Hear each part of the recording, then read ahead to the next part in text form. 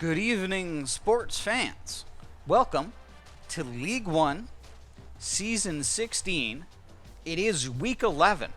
And first off, we have Boston College at Syracuse. We're going to take a quick look at the roster of the Boston College Eagles in just a minute. Later on tonight, we will have my Navy midshipmen at the Tulane Green Wave.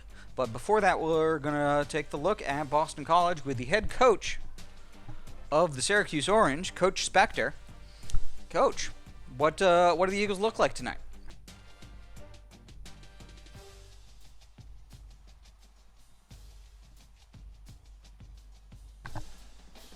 Thank you, Coach. Tonight for the Boston College Eagles, they're coming in with a losing record. They've had a rough season. E.J. Perry is an impact player, senior quarterback. He's an 82. Not particularly fast, not particularly smart, not stupid, and not slow, but passing-wise does have a 15-7 touchdown to interception ratio, getting about 200 yards a game and 120 ratings. So just keeping his head above water. He's not bad. He's not great. He's somewhere a little bit above average. At halfback, Travis Levy, the impact player. Their second stringer, Roger Brooks, is injured. That only makes them better. The freshman, Lamar Thomas, will play as a 70. Slightly better prospect should Levy need a breather, but it should be all Levy all day. He is a 95 senior halfback, part of the rich tradition of Boston College halfbacks. He's getting 91 yards a game. Only 4 touchdowns, but he's got 7.4 on the yards per carry and very active in the passing game with 34 yards per game on the average. Travis Levy, number 35, we will certainly be keeping an eye on him. McCray, the sophomore fullback, is a 70. At wide receiver, C.J. Lewis and Dennis Carter, the standouts, although Carter with his 78 speed, not too much of a threat. Lewis, the senior, 90 speed. He's only getting about 50 yards a game and just 4 touchdowns. Probably the passing touchdowns go to the tight end. In fact, he gets 3 and about 30 yards a game. Boston College usually does employ tight ends, but it looks like it's very, very halfback focused. The offensive line from left to right, a junior 81, a sophomore 72, junior 80, junior 79, and junior 75 lead a below-average offensive line. Torian Little, the impact player, junior 79 left end, coming into the game with 4.5 sacks. Along with Joe Simpson, a 77 senior right end, and the strength of the defensive line at D tackle. If they roll with four down linemen, they'll have an 81 Corey Wilson backing up Justin Lindsay, the star of the defensive line. Looking at the linebacker core, Donnie Lee is a sophomore 73. The middle linebacker, Paul Theobald Jr., a senior with pretty good awareness for a middle linebacker, an 82 overall. Certainly somebody to keep an eye on defense, especially given the fact that their other outside linebacker, also a young 71. In the secondary, they've got 2 good corners in Blunt and Yancey, an 87-83, and then a good nickel corner, Justin Pryor, a senior with pretty solid awareness and good athleticism, 81 nickel corner, along with an 81 junior free safety and an 87 senior standout of the secondary, strong safety, number 45. So we'll be keeping an eye on the middle linebacker and the strong safety in particular, but aware that with the exception really of the defensive ends and the outside linebackers, the center core of the defense, along with the secondary, the strength of Boston College. A 70 junior kicker and an excellent punter. Kickoffs will be going out of the back of the end zone. James Hubbard, a 95 punter, but they might miss a field goal or 2. That does it for the pregame view at the Eagles. We'll get this underway on game 1 of the doubleheader tonight. Remember, stay tuned for the key American Western Division battle between the Navy Midshipmen and the Tulane Green Wave, the second game of our broadcast, shortly following the conclusion of this game. This one will feature number 1 Syracuse hosting their rival, the Boston College Eagles. I'll pass it back to the voice of Syracuse football, Coach Ninja. We thank you for joining us.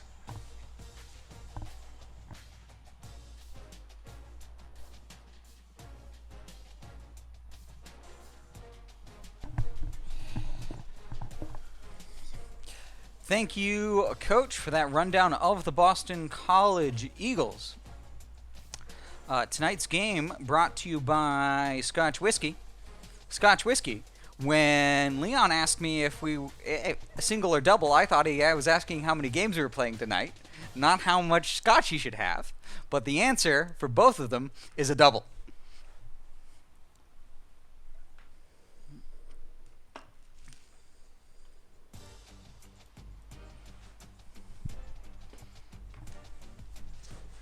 All right, the 99 overall Syracuse Orange at home against the 1-7 BC Eagles.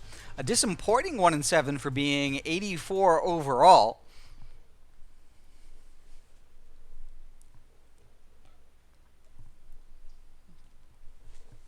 But the ACC is pretty tough.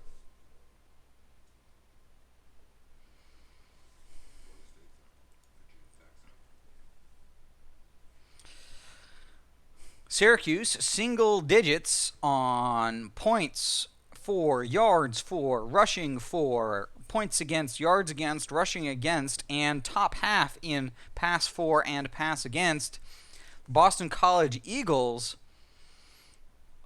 passed 100 in 3 categories and no higher than 67th. The best attribute of their team is their pass defense, but 87th against the run is not going to stand up to number 4 against the run tonight. That is very unlikely.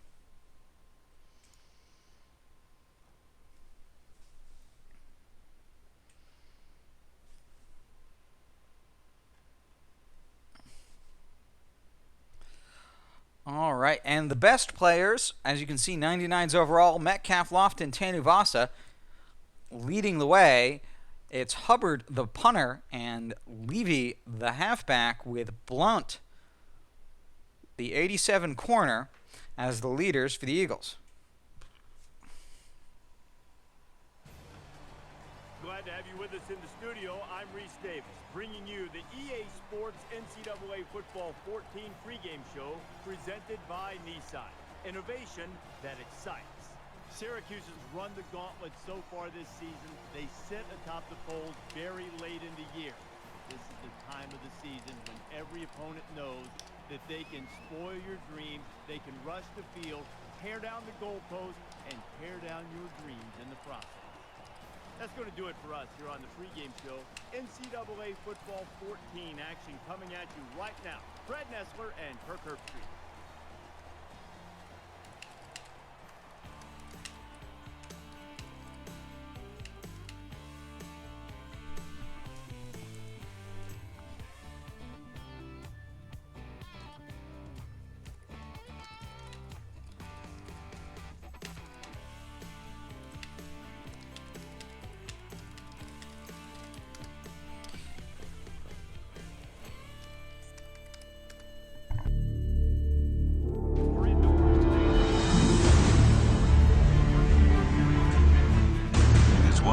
Storied legacies in the history of college football.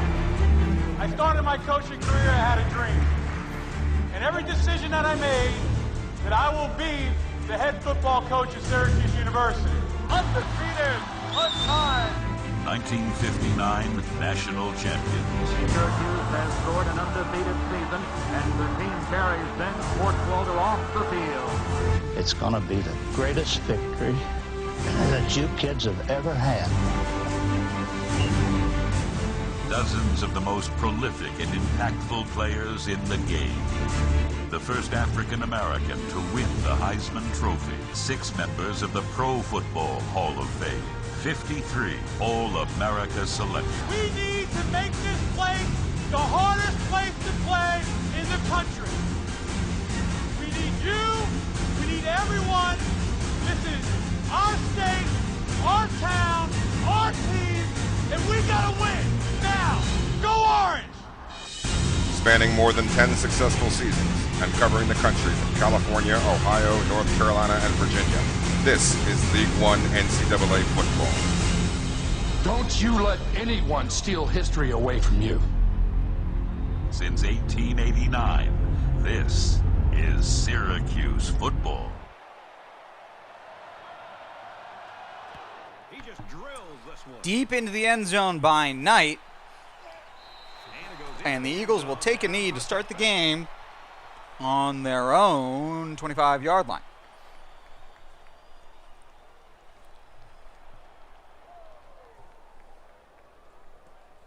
The quarterback brings his troops out onto the field. The Eagles come out with a single back and 4 wide receivers. It's 4 down linemen for the Orange. And it's the second man who tackles Marcus Miller after a quick 6-yard pass. And the Eagles are going to hurry up.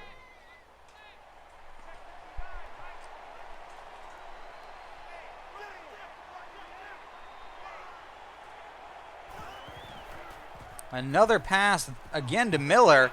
Good open field tackling, an 8-yard catch, 2 receptions by Miller. And that's the first down, and no huddle here for the Eagles. The line controlled the rush, and it gave the quarterback an opportunity to deliver a very nice throw. And I think it was the quick throw by the quarterback that fouled up the defense on that one. Levy with the handoff. He breaks 2 tackles, 3. And he's brought down after a 17-yard gain. He was touched in the backfield, but shed the defender and the next man.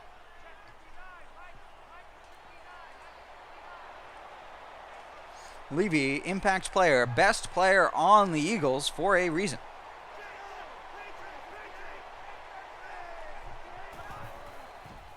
Another pass, this one to Tremblay. He gets tripped up, Darryl Tremblay, and he gets 17 yards. Giving this quarterback more and more confidence.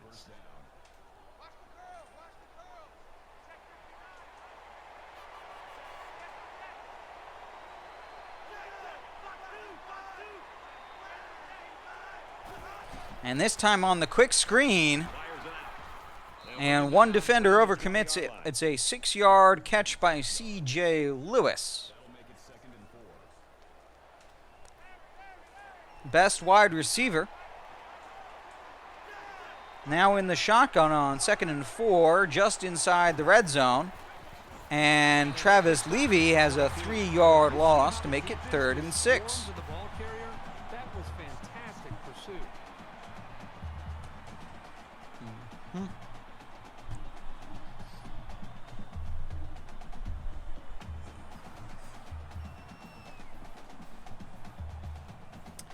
And finally, after that loss, pushes them out of the red zone. The Eagles go to the huddle. They're in the pistol with a single back, but 11 personnel. Perry in the pocket. And Bailey with a great catch and falls out of bounds. Champ Bailey with a big turnover after a strong drive to start the game for the Eagles.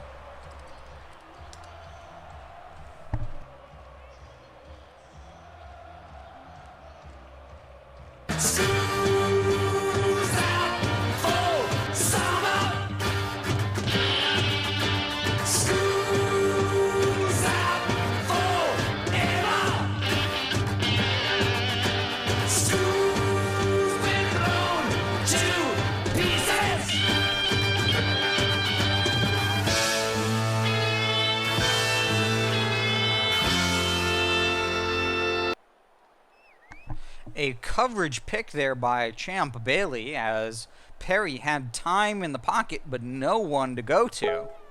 Takes a risky play, and it's now 2nd and 7 on their own 19 plus as Allworth gets the 3-yard catch and is tackled immediately.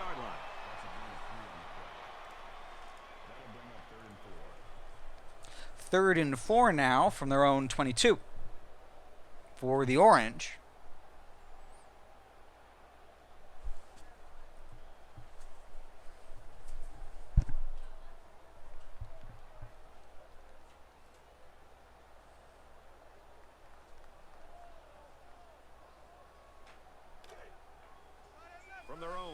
32-yard line. It's third down. Shotgun normal, 4 down linemen here for the defense. It's a read option to Tanuvasa, and he gets from the left hash to the right hash and 11 yards downfield for the first down. A good run into the third layer.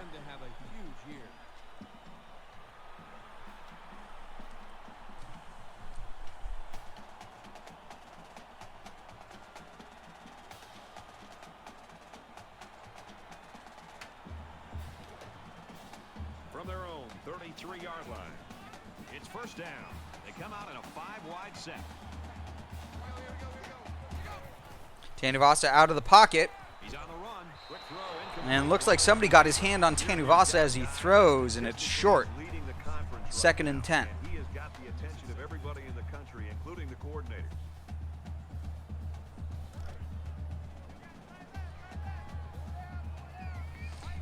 Shotgun, wide trips, 3 down linemen. Looks like 4 linebackers.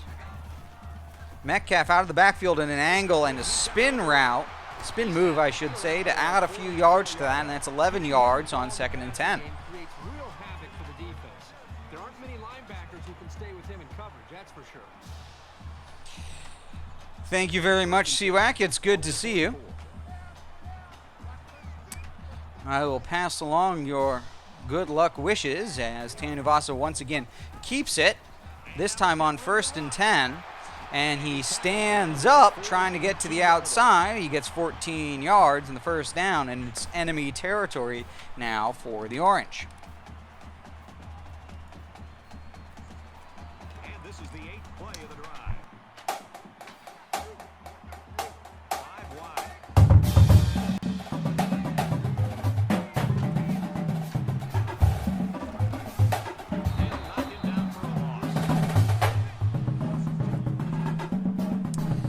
Carter comes through and tackles Metcalf for a loss on first down. It's now second and 12. Good evening to you, SD61 Nina. Good to have you for our doubleheader. Boston College at Syracuse, followed by Navy at Tulane. Apologies that it is football, not baseball, but this is the game we have for you tonight as Tanuvasa scrambles and finds a seam between 2 defenders to make 6 yards out of what looked like probably nothing. And Coach Spectre, SD61, passes on his good evenings to you as well. It's now 3rd and 7 inside enemy territory from the 37-yard line as we see 5 wide receivers. Coach Spectre passes on the same to you, SD61. Tanuvasa in the pocket, waiting for Allworth to break open as he saw the middle linebacker not fading back. The defense was coming through, and he waited as long as he could, but the timing was perfect. And they're in the red zone now after getting a red zone pick just a few minutes ago at the other end of the field to take the ball away from Boston College. From the 15-yard line, first down. It's a shotgun, but lots of personnel on the right side. There's a fullback and a tight end over there as Tanuvasa looks for Bavaro on the drag route. It's a 3-yard gain to make it 2nd and 7. Good evening, Squinty. It's a pleasure to have you. We are most of the way through the first quarter of our first game this evening, Boston College Eagles at Syracuse. It will be followed by my Navy midshipmen at Tulane, but for now we are enjoying a game in the warm confines of the Carrier Dome as the Orange come out in a shotgun split, 2 halfbacks, no tight ends. It's a quarterback keeper. Metcalf takes the pitch and then fumbles the ball. And that is 1 turnover each. It looked like a It looked like a loss by... It looked like a loss of yards by the quarterback, so he pitched it. It looked like he was going to get outside after he escaped the first tackle, and then he lost it on the fumble. Son of a bitch! Give me a drink! Son of a bitch! This can't play me! Son of a bitch! If I can't get clean, I'm gonna drink my life away! Yeah! And Ellison now with a 7-yard catch and out of bounds, and the Eagles go straight to the hurry up.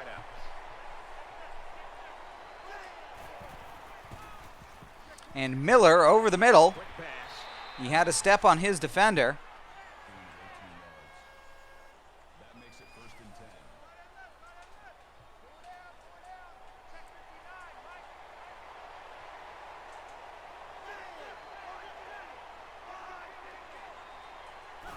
And Levy gets caught in the backfield, a big negative play that Charles Mann needed to get for the Orange after a couple of bang-bang passes for the Eagles.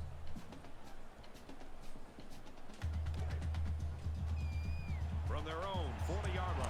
2nd and 14 now. Single back in the shotgun, hit as he throws, and Antrell Roll comes in and gets a deflection to make it 3rd and very long. Quarterback gets the ball back here for this next down.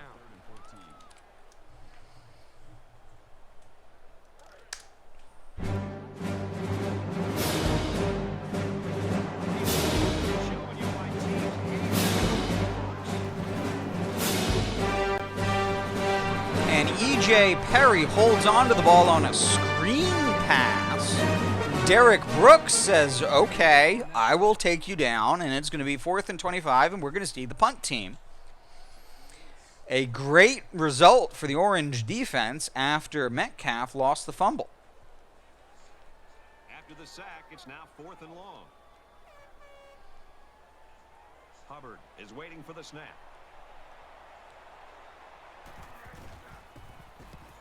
Schumacher's underneath it.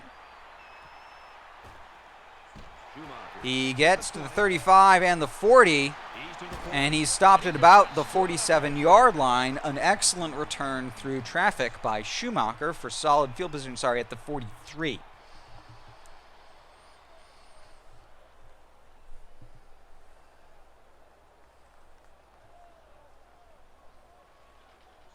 They've got to play with some focus and smarts here. They don't want to make a mistake and suddenly find themselves trailing.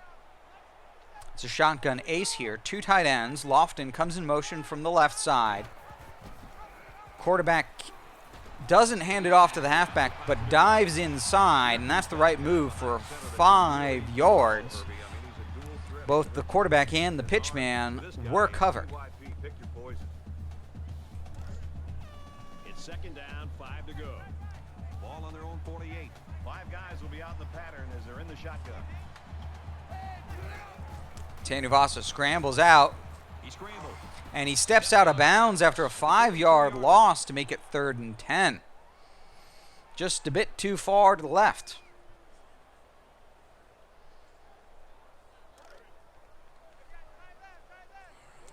Third and 10 now from their own 33.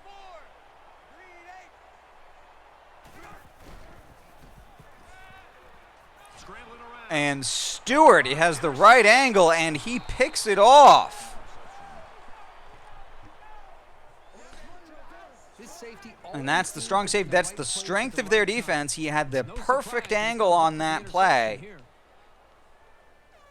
And a mistake by Tanuvasa puts the Eagles in good position. First down.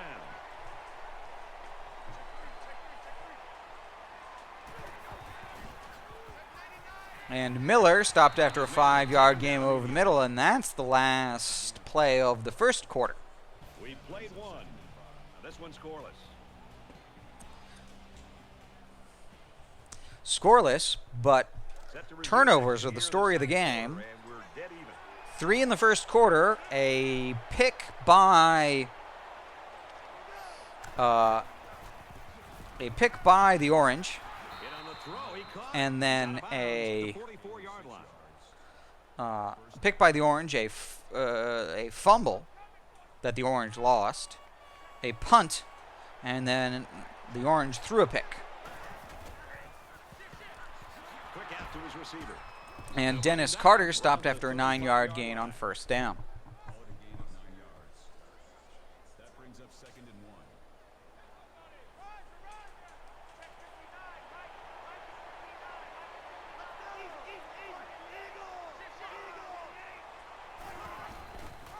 And a 2-yard loss when the defense commits to the run on 2nd and short. It's going to be 3rd and 3 now.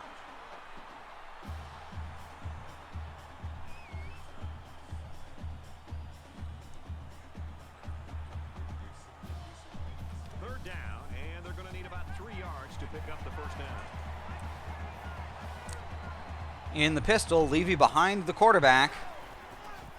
Carter on a drag route from the outside in. 8 yards and a first down.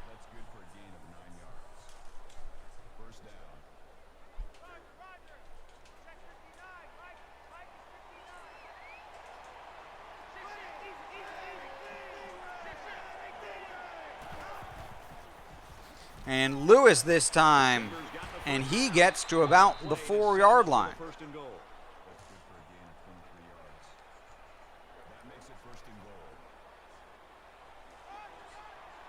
This defense has been in this situation before. They forced a huge turnover when they were back into their own red zone last time. He's going to try and scramble. And Perry gets a 2-yard gain when he's forced to scramble.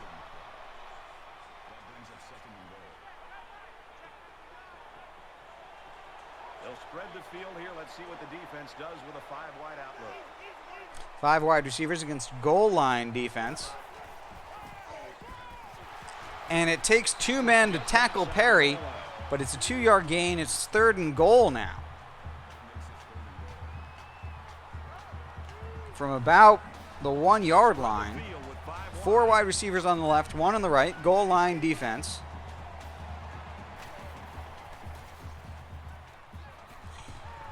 And Carter catches it in traffic. And that's the first points of the game. 6:13 to go in the second. And that is a miracle catch right through the defender. Like, quite literally.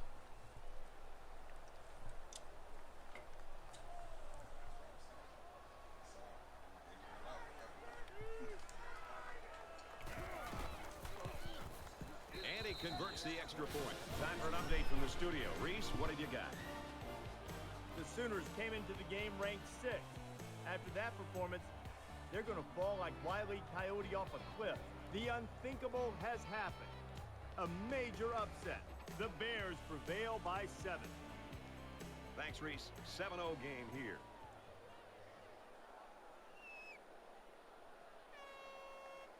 Boston College ready to kick this one off. He kicks it off, and he got all of that one. Deep in their own end zone.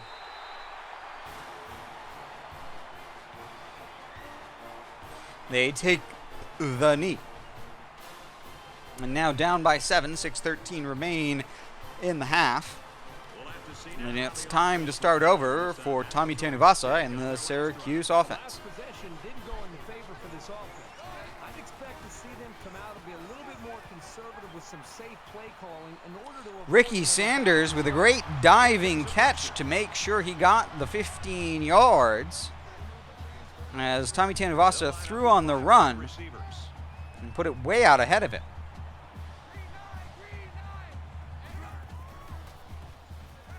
Now he tries to buy some time. Tanuvasa decides to take it himself, and the defender doesn't commit. Lets Tanuvasa have the 10 yards standing up. He knew he didn't have backup.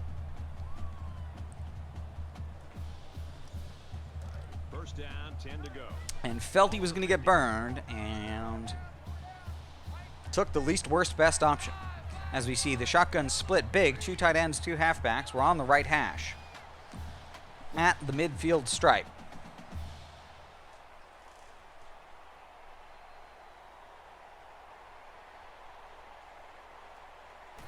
Tanuvasa keeps it.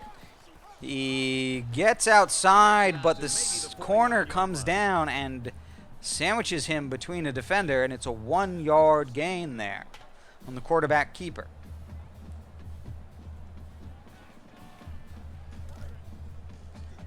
From the 49-yard line, second down. This is a shotgun split regular, I guess, yeah. No tight ends.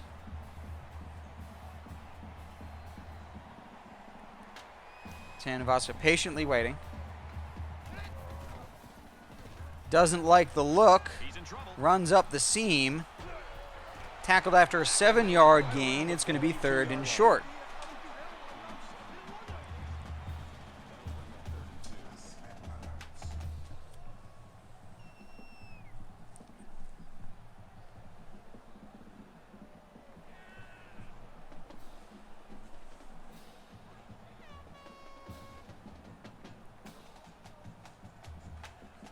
It's 3rd down, and they're about 2 yards shy of the sticks.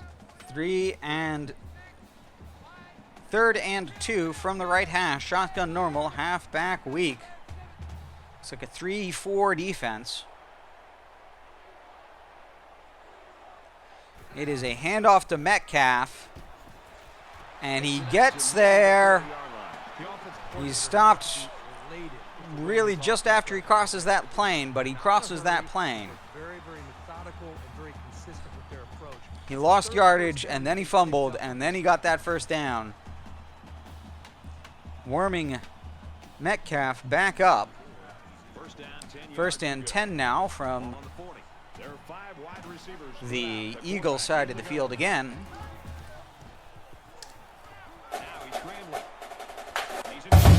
And under heavy pursuit, just throws the ball away to avoid the big loss.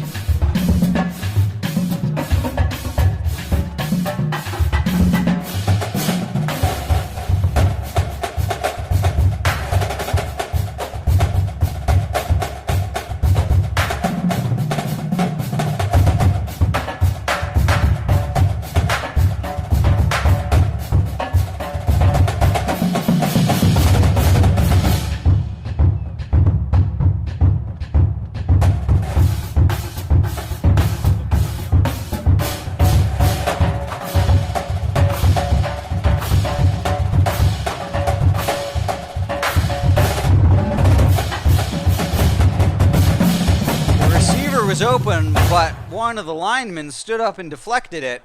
It's going to be 3rd and 10 from the 40.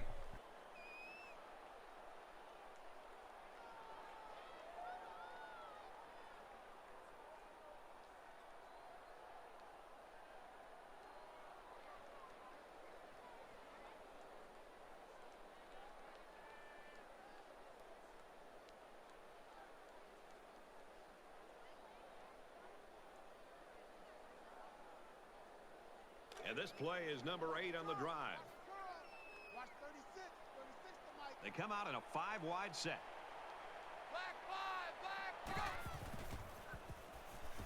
Tanuvasa with time in the pocket and a wide open slot receiver in James Lofton. That was 3rd and 10, but that just couldn't have been easier. He had no pressure whatsoever. When the ball leaves his hands, it's like a rocket taking off. To have that skill, along with all the other intangibles, man, it's so impressive. And now 1st and 10 from the 11. Syracuse's second visit into the red zone. We'll see what they can do this time. Down by 7 to Boston College at home. From the 11-yard line, it's 1st down. Based on their last visit to the red zone, I'd expect them to take better care of the ball this time around. Metcalf follows his tackle, then bounces outside for the 3-yard gain. 3 yards on the carry. That'll make it 2nd and 7.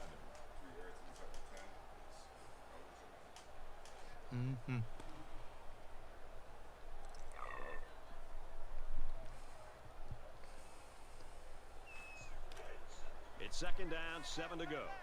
Ball on the 8-yard line. On the 8-yard line and the left hash, it's a shotgun normal. Oh, sorry, shotgun wide trips, and Tanuvasa keeps it and dives forward for the touchdown. Extra point will tie the game.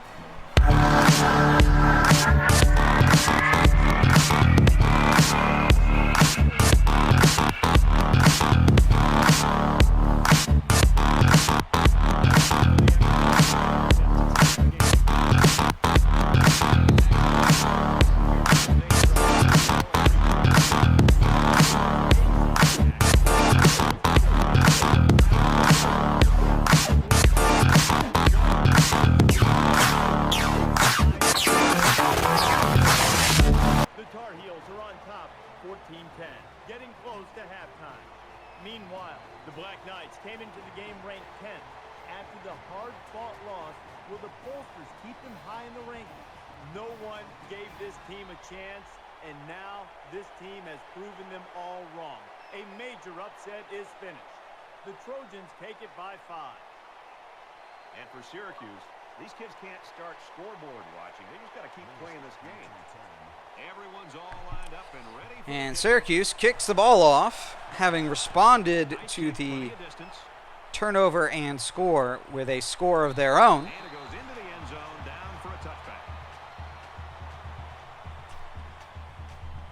It's now time for the defense to stand up with 2:37 remaining in the half. Feeling each other out so far. Let's see if they start to open it up a little bit more. 5 wide. Hand off to Levy. He gets 3 yards and is tackled. And once again, the Eagles skipping the huddle.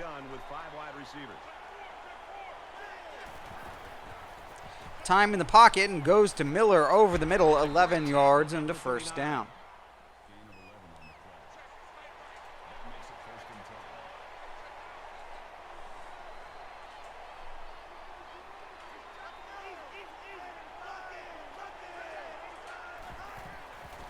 Hit as he throws. Miller dodges a defender. They call it just shy. It's 2nd and inches.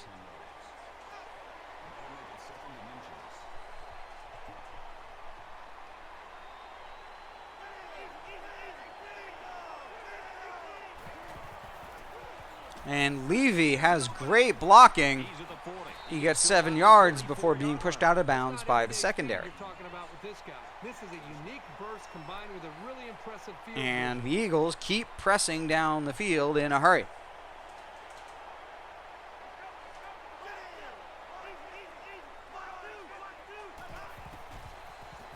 And it's a sack, loss of 5, exactly what the defense needed. Another one bites the dust.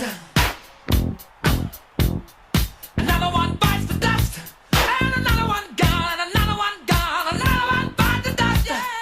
Hey, gonna get to do. Another one bites the dust. Shoot out.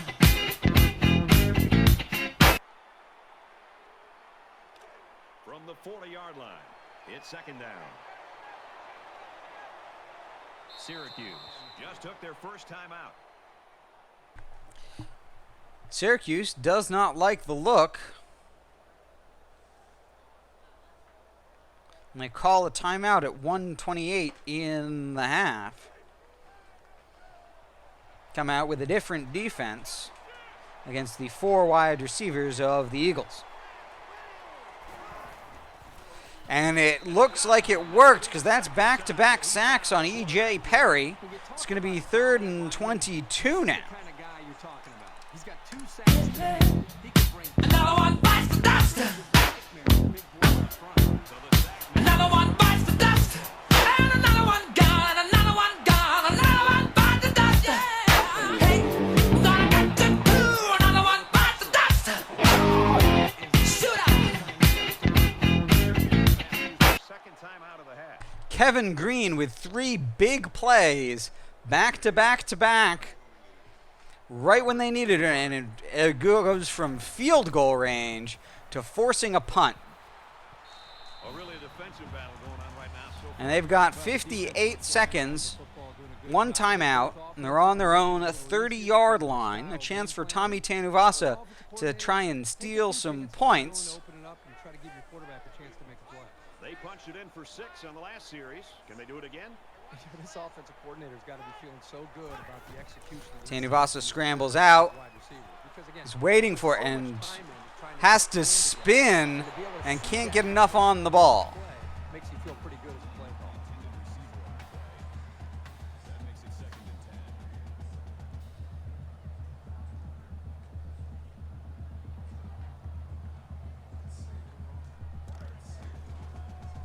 From their own 30-yard line. Second down. So an empty backfield with 5 wide receivers once again after the incompletion. Tanuvasa scrambles out. He's scrambling. And he puts it up, and Lofton stops his route. One of those plays where the quarterback just wants to apologize to the wide receiver, maybe every other member of this offense. The wide receiver Looking for all of it twice there and gets none of it. Let's move on to the next play. Not a lot of time spent, but 3rd and 10, now's their chance. Third down, 10 yards to go. Ball on their own 30. 3rd and 10 from their own 30.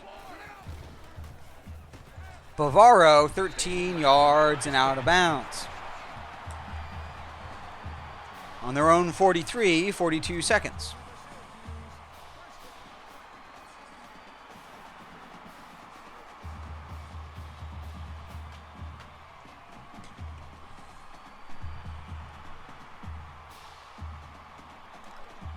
We've got a 1st and 10. Ball on the 43-yard line. They come out in an empty 5 wide receivers.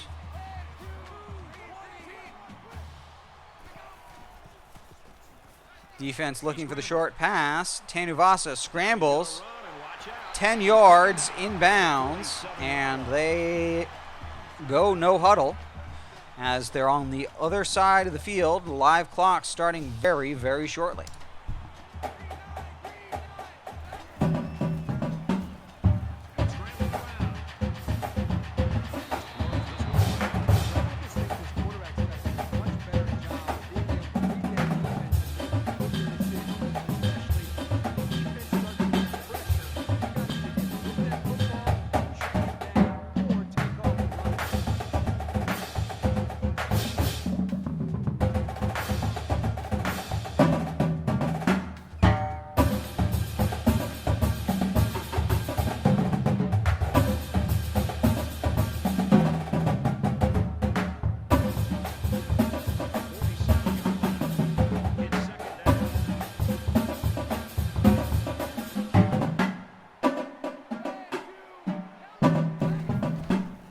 Tanuvasa scrambling, and Bavaro is wide open. He stays in bounds, trying to get more yardage.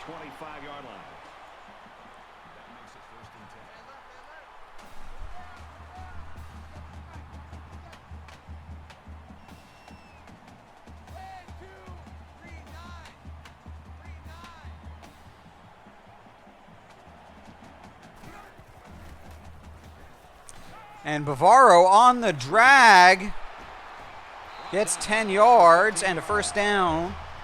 Stops the clock for the 1st down.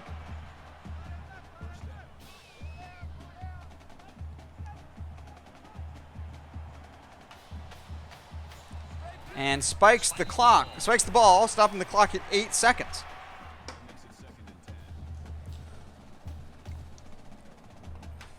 Indeed, Silent Gaming. Boston College is a 85 overall. They've got a very good halfback who they've only been going to sparingly. They've been making good work about of the quick passes so far.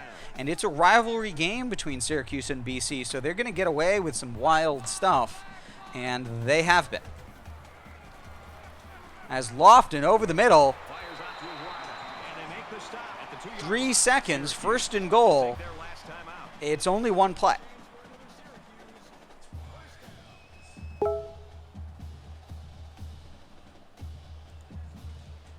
this is the 10th play of the drive. And looks like they're coming out with the offense. The quarterback in the gun, empty backfield, 5 wide receivers in the formation. 3 seconds, 1st and goal from the 2 on the left hash.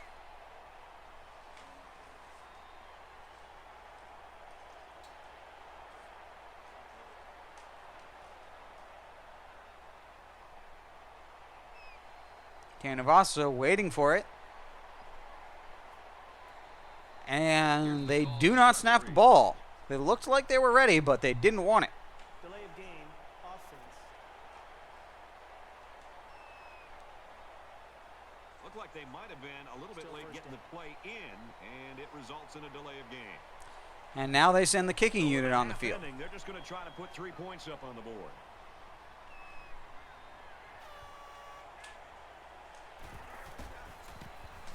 It's up, and it is good. Even though they gave up a field goal here, that defense is feeling pretty good about themselves right now. They could have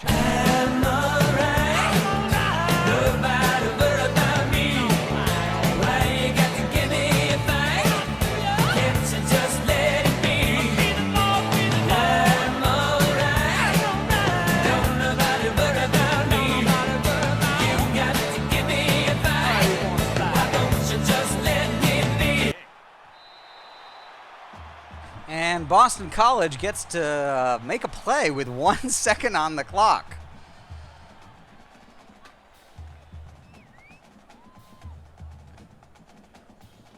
In a game that's this close, you can't afford to waste possessions. They'll spread the field with 5 wide. And Levy is hit hard in the tackle for loss. Defensive dominance through 2 quarters of play. We go to halftime. Syracuse leads 10-7. Glad to have you with us in the studio for the EA Sports NCAA Football 14 halftime show presented by Nissan. Innovation that excites. Reese Davis and David Pollock here, completely locked in on that first half. Defense has been in total control in the first half, and you'd think maybe the offense's confidence was shaken. But if you want to look at the entire team picture, David, how big a deal is it for an offense to know, look, if we can just put together 1, maybe 2 good scoring drives, our defense has got our back? Well, a lot of times when you know you have a defense, it's great, too, is you build your offense around it. And when I say that, why do I need to take chances? You know, if it's 3rd and long, I don't mind throwing a 5-yard pass, and if I break a tackle, I get a first down. I mean, don't put my defense that's dominant, that's great, in a bad position, and you can afford to be more conservative. You see it every single year. What do we always talk about here at ESPN? We talk about you defense wins championships, and that's how you win ball games, and you see it consistently unfold. So if I'm building an offense, let's just not put my great dominant defense in a bad position. Just about set to start the second half. What are you looking for? I'm looking to see which team has that decided schematical advantage. And if they can find it, they'll blow holes 3 or 4 axe handles wide. Brad and Kirk will be there to call the second half.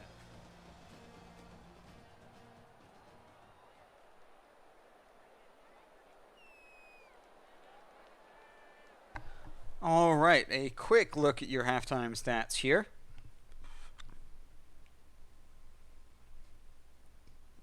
It is 10-7. And first downs are 13-9. Total offense is 210 to 136. Only 1 positive yard out of 13 runs. Part of that is because of a number of losses on sacks for the Eagles. But 15 for 69 is also not like Syracuse, who has the number 4 rushing attack in the country. It is the passing game that's getting the big chunks for both teams. 14 out of 16 for 135 and 10 out of 17 for 141. Mediocre third down conversion, 2 for 5 for the Eagles. Excellent, 5 out of 6 for the Orange. Teams are 50% and 66% in the red zone. Each team with a red zone turnover, 1 interception for the Eagles, 1 fumble for the Orange, and another interception that was at about midfield for Syracuse. Syracuse with the only punt return yards, as everything else has been kneed down, or no punts from Syracuse to date. Time of possession is in Syracuse's favor, but not by a large margin.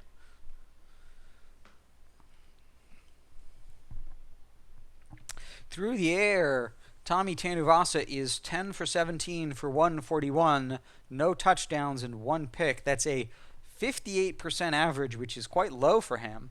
58%. His average of 14.1 with a 29-yard long and 1 sack give him a rating of 116.7.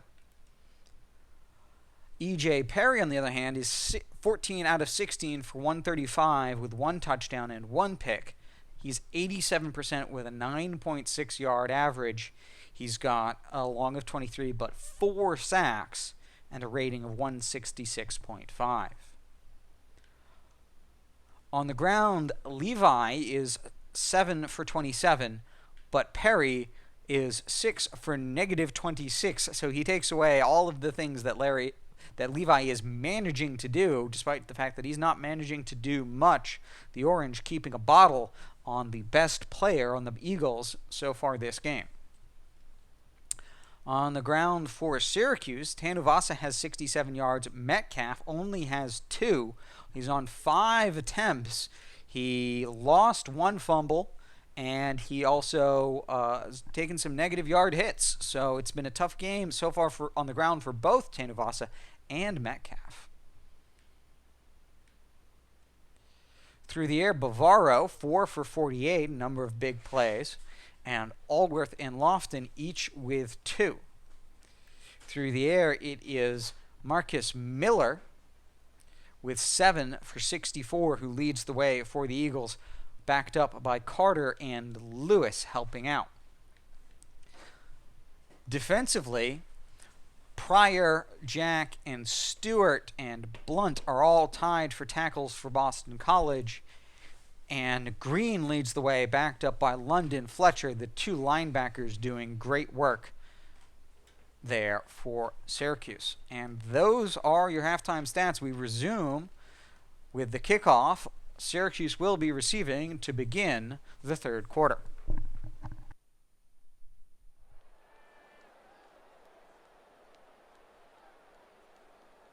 All right, Reese and David, welcome back, everybody. Just about set to start the 2nd half. Sends it sailing downfield.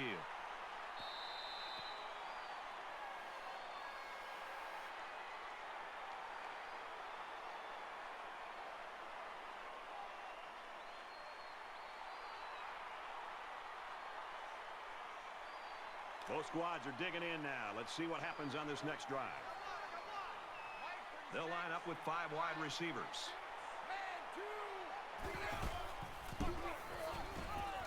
Nice run up the middle.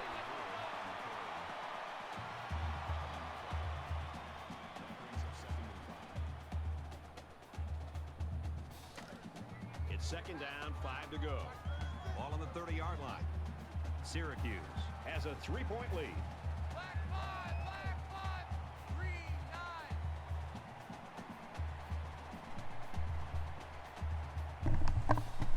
The Eagles not expecting the 5-yard QB run after the touchback, and Allworth takes the drag and adds another 8 yards to the first down run. Sorry, pass.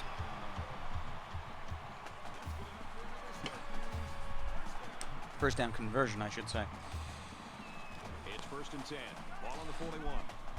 1st and 10 now from their own 41. Shotgun ace. Tanuvasa keeps it on the read option and does a good job to fall forward.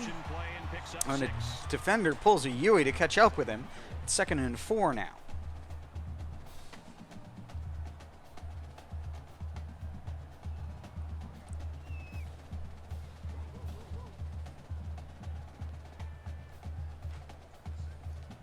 So it's 2nd down now, and they need about 4 yards to pick up the first.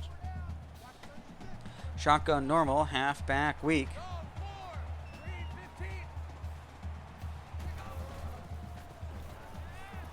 And Metcalf out in the left flat. It took him a minute. The defense was closing on Tanuvasa, but when he got there, he was wide open for 9 yards and a first down.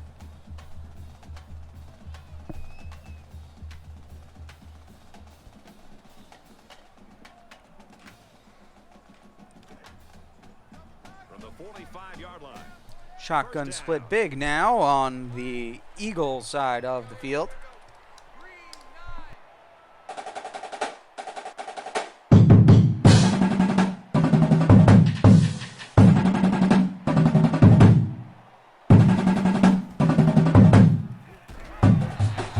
Metcalf out of the backfield, catches the ball and is sandwiched between two defenders immediately, but he holds on for a gain of 4 on first down.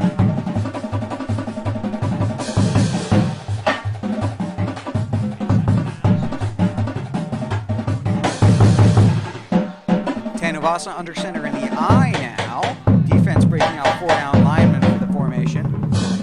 He scrambles and he breaks the edge and he steps out of bounds just after the first down marker. It looks like he thought, oh, let me get the first down, and look, oh wait, there's some space, but he stepped out. First and 10 now from the right hash on the 38. Sorry, no, the 33.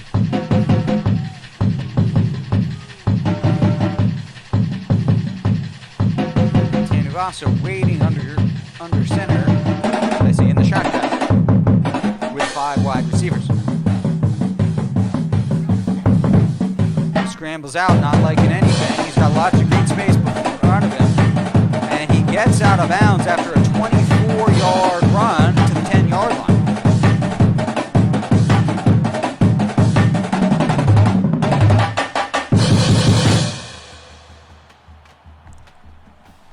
First and goal now from the 10, so there must be a little bit of daylight between that pylon and the stave as Tarkenton comes in on first and goal from the 10. Making some audibles under center as the clock winds down. Hand off to Metcalf, and he's got a lane to the left. He gets 3 yards.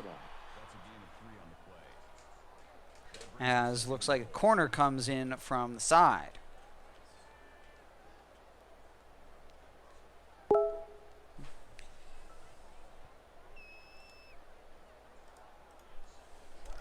It's second and goal.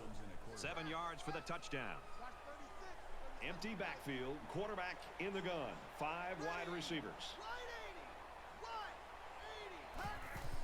Tanuvasa scrambles out, didn't like his receivers, and he gets the touchdown standing up. When the East is in the house, oh my God. When the East is in the house, oh my God. When the East is in the house, oh my God. When the East is in the house, oh my God. When the East is in the house, oh my God. When the East is in the house, oh my God. When the East is in the house, oh my God. When the East is in the house, oh my God. Oh my God. As a result, the score now 17-7. And it looks like they're ready for the kickoff. Great first drive to begin the third quarter by the Orange. We're halfway through, and it's a 10-point game. Down for a touchback. Syracuse coaches just got to be happy. I love to coach a kid like this. Oh, I think these coaches love to coach a guy like this, and another great performance by him individually and for this offense. There's got to be some sense The Eagles of come out urgency to this with offense. Levi and 4 wide receivers. They're wasting drives if they want to get back in the game. And Great pressure on the quarterback is hit as he throws, and it goes into the dirt. Defensive coordinator happy with that way to start. As we now see 5 wide receivers from the Eagles.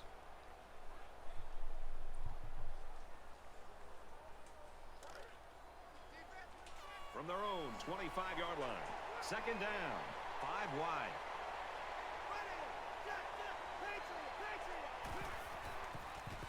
And this time he gets home, and that's a big loss to make it 3rd and 19. That results in a sack. That's what happened there. Bad boys, what you gonna do? What you gonna do when they come for you? Bad boys, what you gonna do? What you gonna do when they come for you?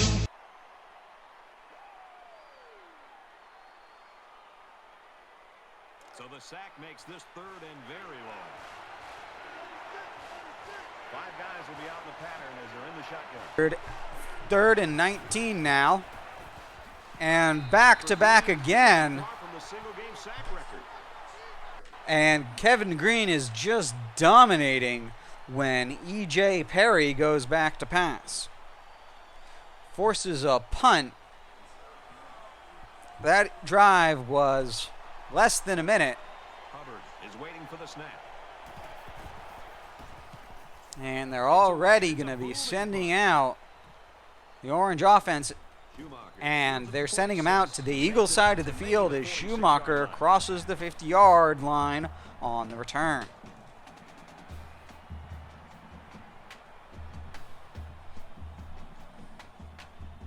And offense is back on the field after running the ball very well on their last drive. This offensive line really opened up some big gaps for the Lofton comes in motion from left to right. Tanuvasa shoestringed from behind. He can't get the pitch away. It's a 4-yard gain.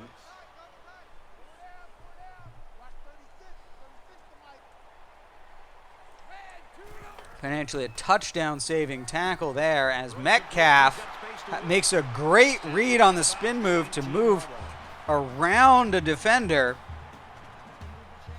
and add another 8 yards to the play.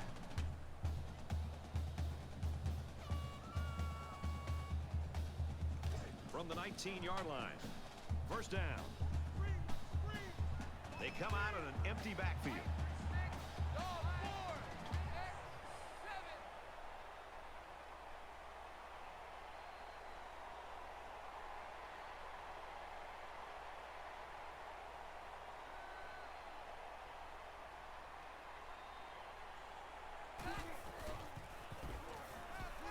Now he's scrambling. Decides to tuck it in, and he's got space and run blocking, and Tanuvasa with his second rushing touchdown. This is a whole different half for the Syracuse Orange. The defense had the offense. By the power of Grayskull.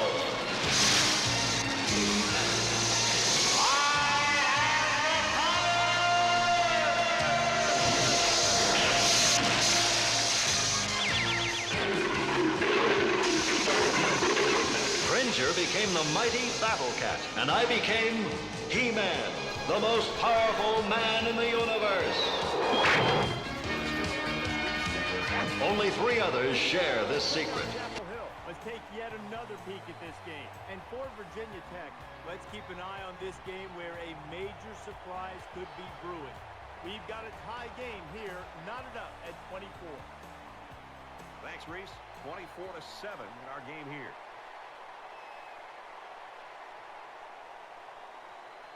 Knight gets set to kick this one away.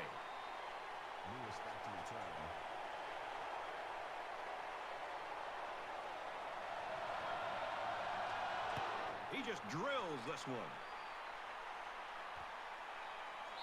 This one's going to be down in the end zone for a touchback. Syracuse, the type of team, when you look at them, it looks like their defense sort of just feeds off itself. I think the energy is there, Brad, but I think it really starts up front with their defensive line and their linebackers, the way they're being able to just win the battle at the line of scrimmage. I think it's giving them confidence, and it's allowing them to play more downhill where they can attack this offense. It was a quick 3 and out on their last possession. Down 2 possessions, this offense has to step up and capitalize on this possession. He's pushed out of bounds right around the 32-yard line. Gain of 7 yards. That'll bring up 2nd and 3.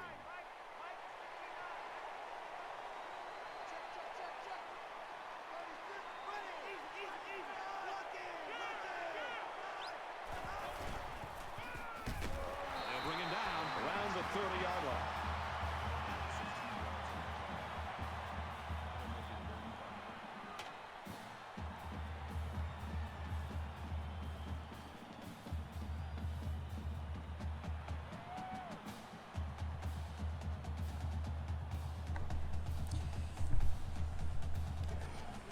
Third and 5 situation.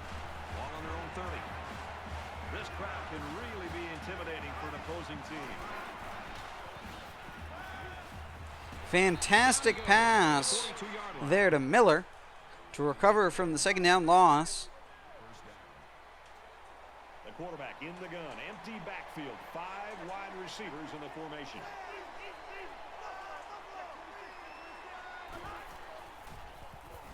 And Perry with time in the pocket, but he gets indecisive and sacked. Another one bites the dust. Another one bites the dust. And another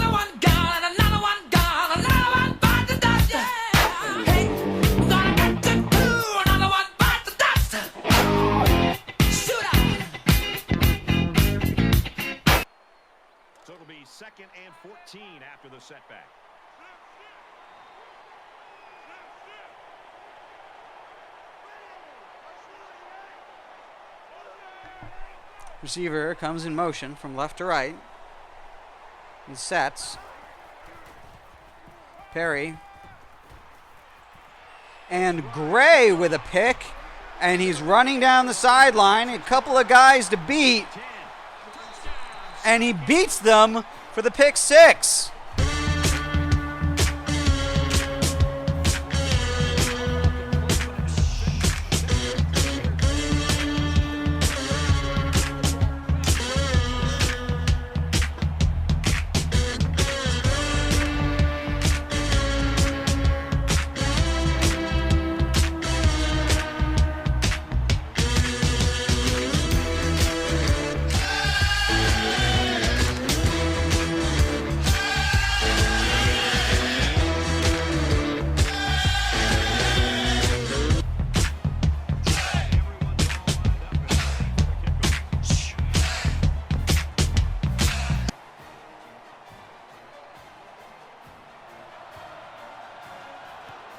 Excellent kick. And it goes into the end zone, down for a touchback. Boston College is having a hard time doing anything on offense right now. Well, they've had some opportunities, but they either turn the ball over or obviously don't execute on third down, and they're forced to punt. Or their drive ends up stalling in a fourth down. But they're moving the ball at times. I think they've just got to take some chances at this point late in the game like this. Throw the ball downfield and hope that your receivers can make some plays. It's going to be interesting now to see if this quarterback can put that last throw behind it. This quarterback needs to lined up, 5 wide receivers. Perry hit as he throws. Carter on the right to left gets 14 yards.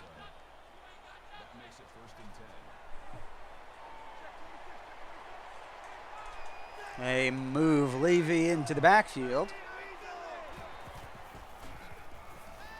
And they pass to Williams, who steps out of bounds after a 3-yard gain.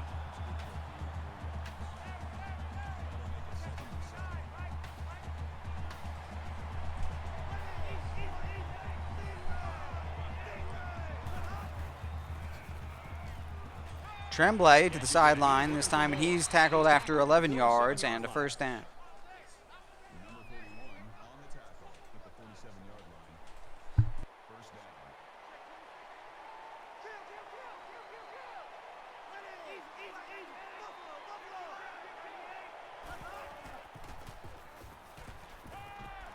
Complete over the middle. Brought down at the 43.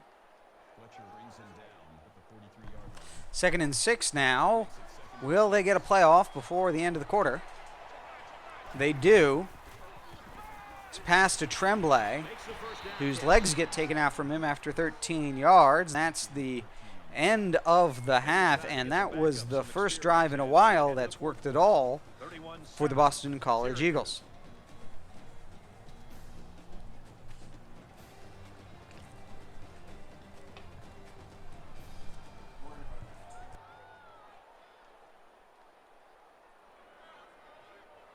Welcome back to the action here as we resume play here in quarter number 4. First and 10 from the 30. It's a screen pass, but they just throw it out.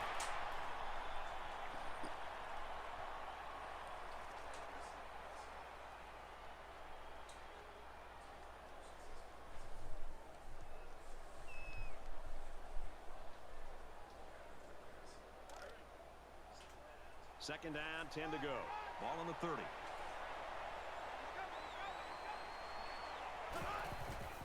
Perry out of the pocket, and Bailey with another pick.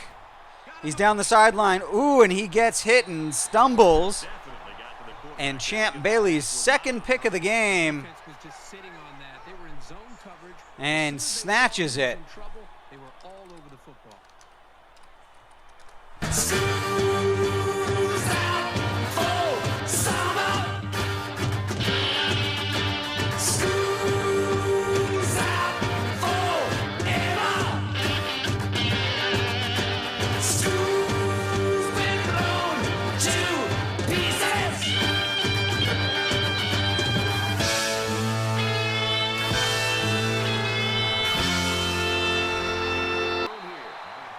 And they come out in the 5 wide after the pick, and James Lofton in the right slot gets 23 yards on the pass on first down.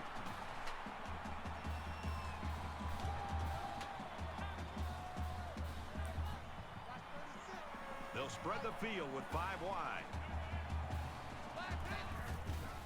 Tanuvasa scrambles out of the pocket, decides to run, takes it for 12 yards, hit out of bounds, and there's a little bit of extracurriculars there.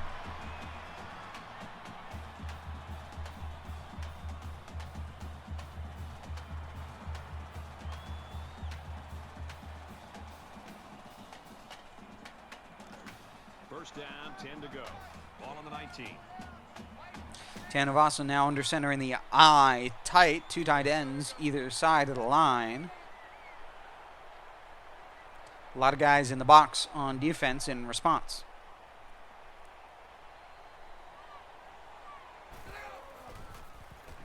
Tanuvasa scrambles out and pushed out of bounds after a 5-yard gain on a circuitous loop of a scramble.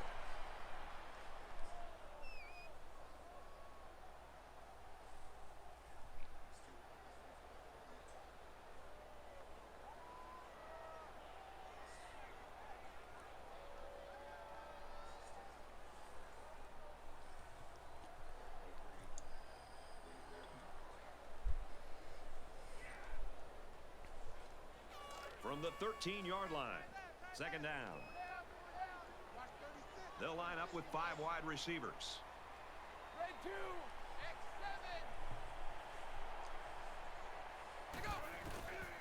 And Metcalf on the drag. And there's a flag on the play. There's a flag down, and it looks like this one's coming back. And they call it clipping on Dakota Davis, the left tackle. It's an 8-yard penalty, takes away the first down. It's bound to happen occasionally. 2nd and 13 now. You know, it happens. It happens, Blitzkrieg. You don't like it, but you're prepared for it. 2nd and 13 is a manageable down and distance. Ball on the 22. Thank you for the host, Silent Gaming. Tanuvasa scrambles, and Lofton bounces off the sideline and says, hey, I'm right here. 17-yard gain. He gets them out of that 13-yard hole. It's 1st and 10 now from the 5-yard line. 6 minutes remaining in the game. 1st and goal from the 4, looking for Pater. I understand. I'm just, you know me. I'm always the pessimist, preparedness kind of guy. Tanuvasa scrambling out. Bavaro on the drag. He muscles through a defender. They say he's down before he crosses the plane. That's a 4-yard gain to 2nd and goal now from the 1-yard line.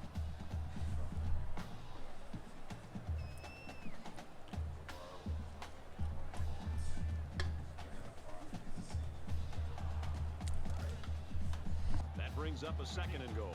1 yard to the goal line. 5 wide receivers. With 5 receivers. 2nd and goal from the 1. Left hash.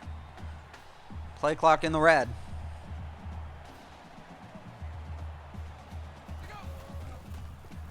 And Allworth, nobody near him. 1 yard and touchdown.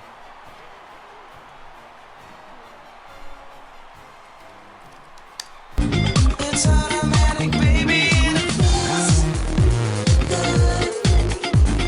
feels so good.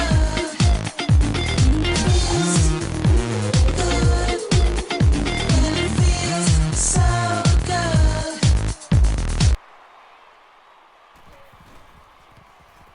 And he converts the extra point. A 6 play. And they put the extra point on the board, and it's now 38-7. 5:02 left in the game. Eagles going to have another chance to see what they can do. They've thrown interceptions on their last 2 possessions. In the end zone for a touchback. Syracuse defense, they got the it factor. The it factor, the swagger, whatever you want to call it. When they take the field, they know they're better than you. And it's a group of 11. They play like they know they're going to stop you.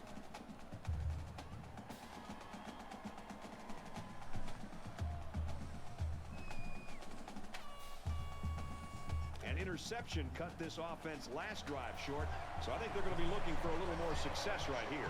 One general rule in any game is to hold on to the ball. Perry waiting. Carter just enough to get the catch, but no more. It's a 13-yard gain to first down.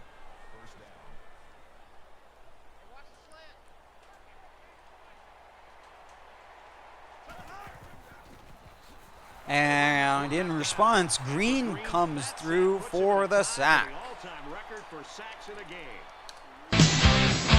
Here I am, rock you like a hurricane. Here I am, rock you like a hurricane. Rock you like a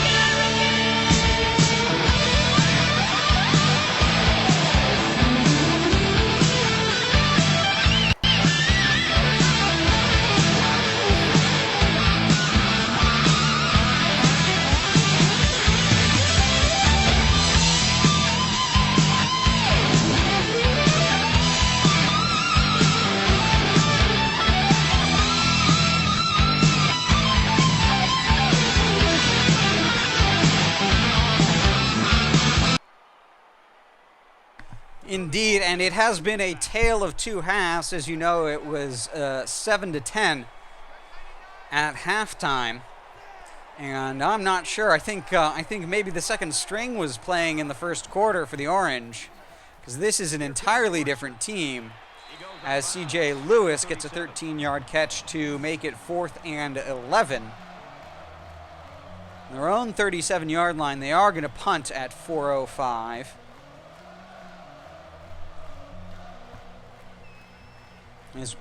As once again, the Orange defense comes up big. He gets it away, and this is a really nice Schumacher gets the reception, and he changes direction. He's at the 40, the 50, and he's tripped up after the 37-yard return, but he's starting in Eagle territory. Their defense has played lights out. Their offense is taking advantage of their opportunities. Everything has led them to a very comfortable lead.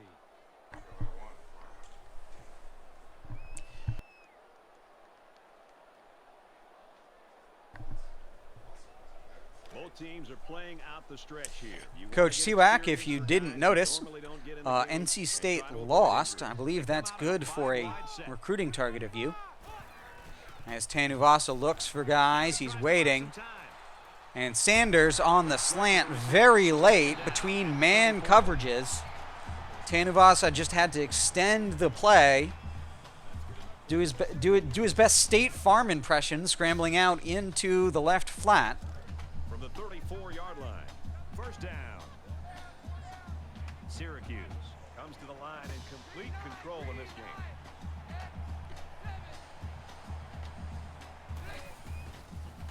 I'm not sure about that, Coach Krieg, but Tanuvasa now scrambling around, and he says, you know what, I've got enough here. I'm going to slide.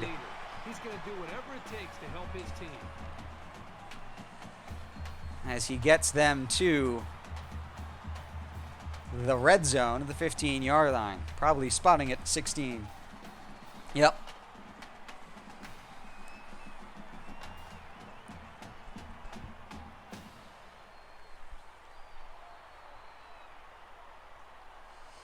Indeed you are, Coach Krieg. Indeed you are.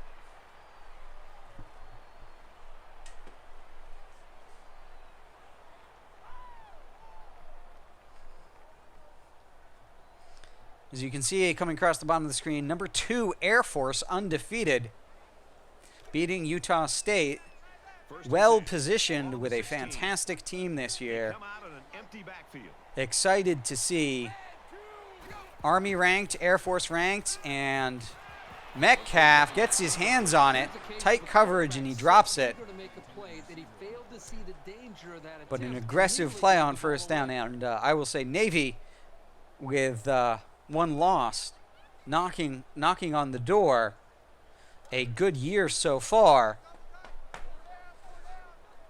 for the Academy.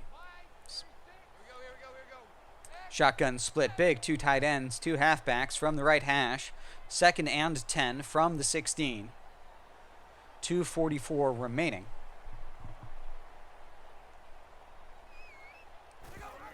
Tanuvasa pitches it to Metcalf, who's got space. He can't beat the safety, but he gets 4 yards.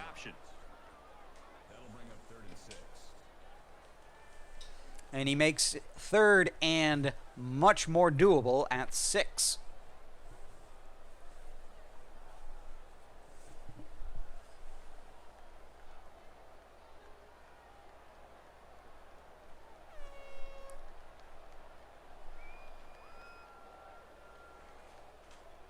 From the 11-yard line, it's 3rd down. Tanuvasa under center. The flex bone for the first time this game for the Orange. 1 fullback, 2 running backs out in the slot back position. And they call a timeout just before the play clock goes down.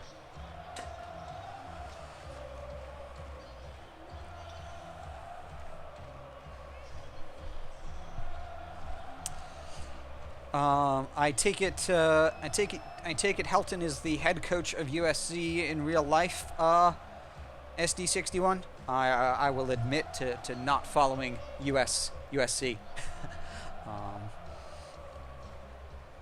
But we have 2 minutes left to play in this game. That's my best guess, and I can say I believe you.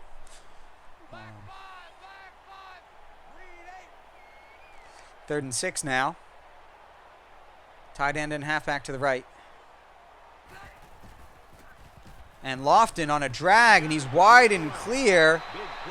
Great catch on the drag route, makes it 1st and goal from the 1.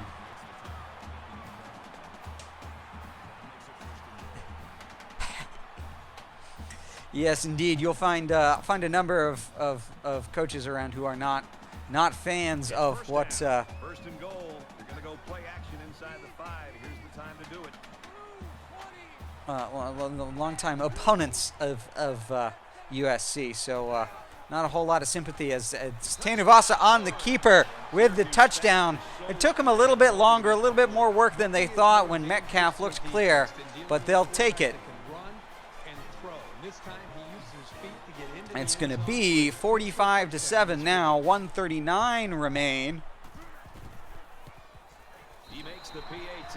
Let's throw it out to Reese now for studio update.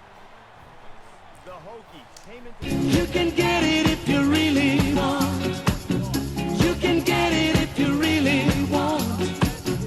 You can get it if you really want. But you must try. Try and try. Try and try.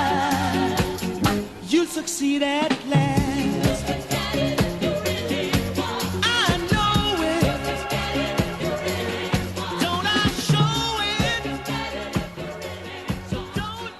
it? Easily takes the knee, but the Eagles, they got 139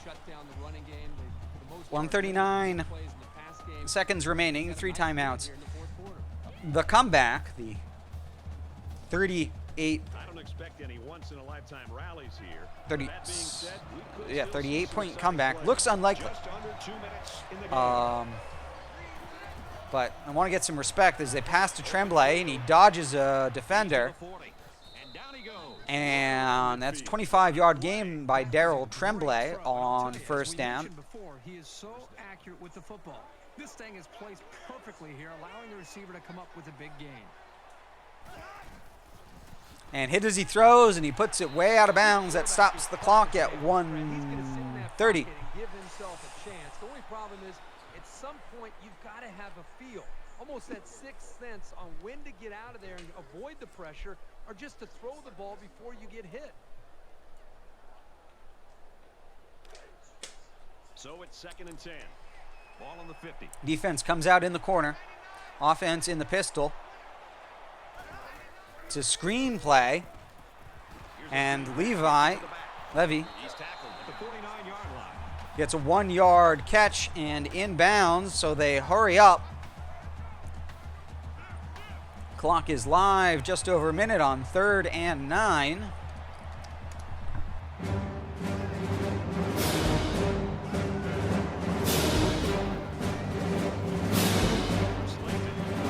And another screen, this one again, negative yards. Or this one 4 negative yards. And at 4th and 14 on their own 46, you're going to see a punt. We're down to just a minute in this game. Schumacher back to return it. Schumacher gets out from underneath it, and the punt goes into the end zone. And it goes into the end zone, down for a touchback.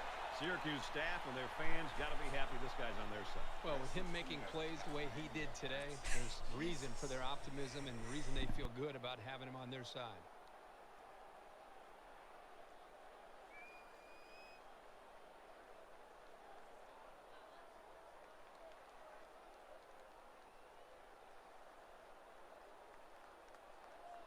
Well, late in the 4th quarter, this game has been over for a long time, and now we just want to get out of here like these two teams do.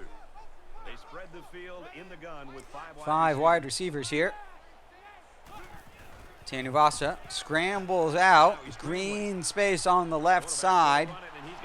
Goes out of bounds at about the 42.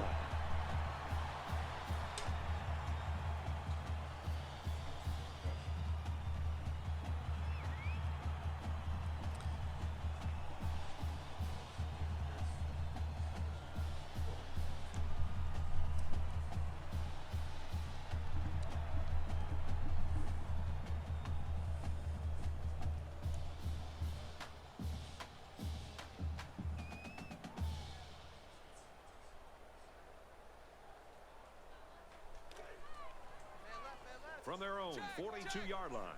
First down. We have less than a minute to go. Red 2, green 9, green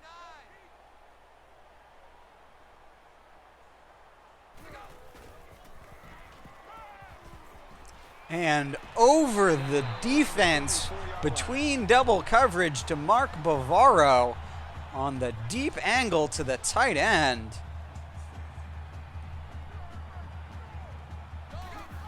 And then a quarterback keeper up the seam. Syracuse calls their final timeout at 37 seconds on 2nd and 1 from the 25-yard line of the Eagles.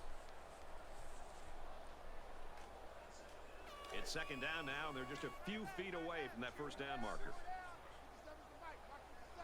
2nd and 1 now. I formation for the Orange.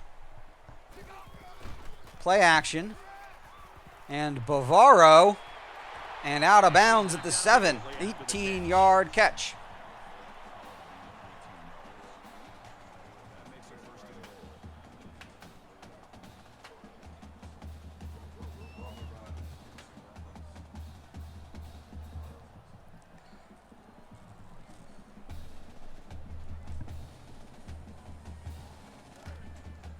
First and goal now from the 7. 31 seconds remaining in this game. 5 wide receivers. Lofton on a drag, and they call that the touchdown. It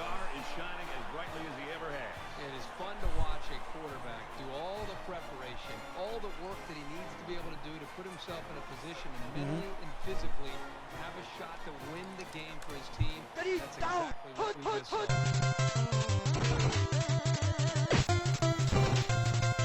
They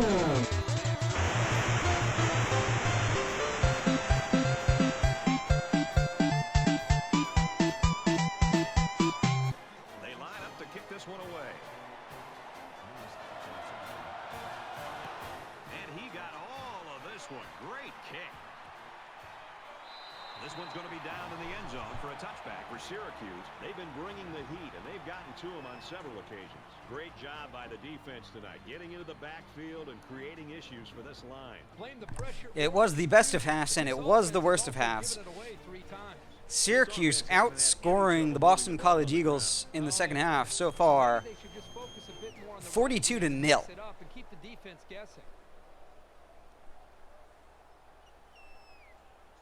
The lights went out a long time ago for one of these teams anyway. They'll be put out of their misery soon.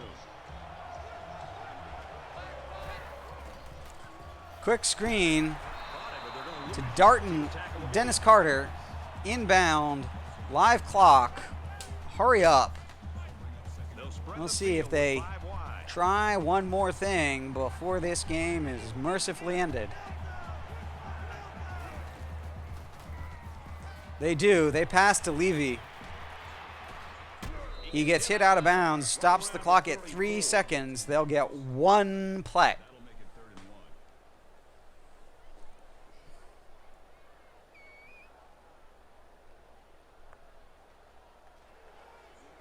It's third down, and this offense is about 3 feet away from that first down marker. Quarterback all by himself in the backfield with 5 wideouts. And that defense Looks like an intentional penalty there from the defense. In a game like football, if you keep giving away opportunities like this, They give him the down. they'll come back to haunt you sooner rather They give him the than later. down to take a breather.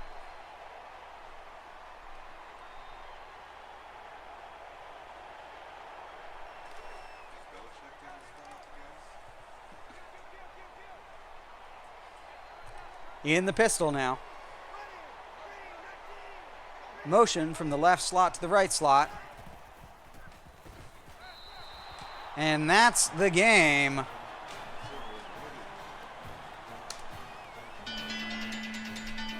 An excellent performance throughout by the Orange defense. It took 2 quarters for the offense to get warmed up. Absolutely the play of the game there, the defensive touchdown to break it open when it was just a 10-point game.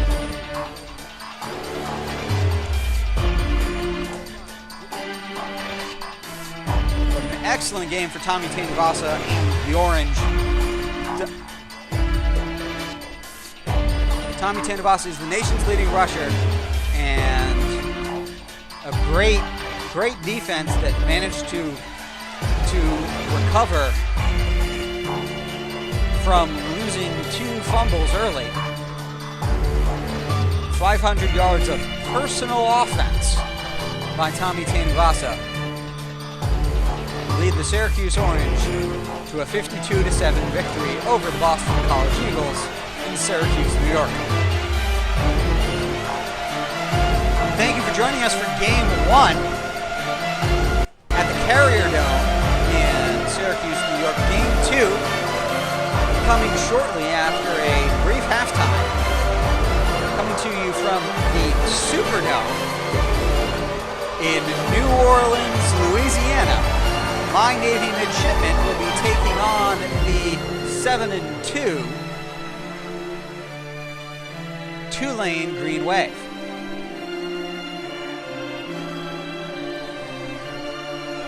Looking forward to that game. It's going to be a close affair. Tulane, an excellent team this year with a fantastic triple option of their own.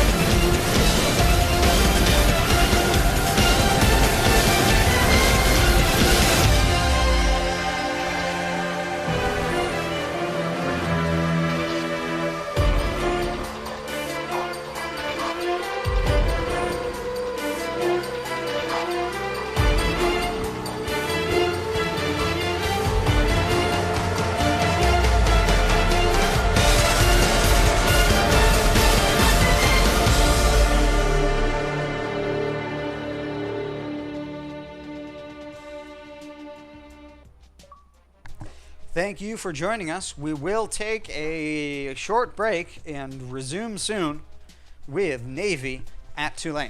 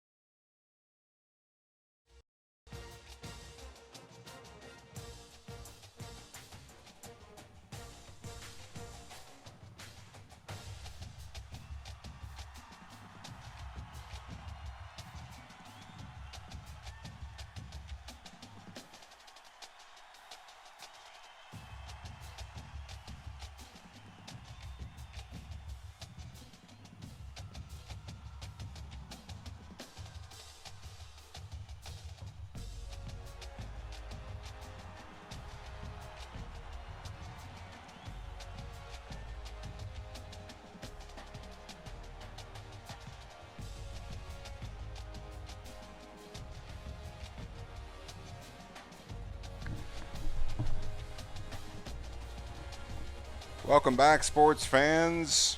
It is Tulane hosting your Navy midshipmen.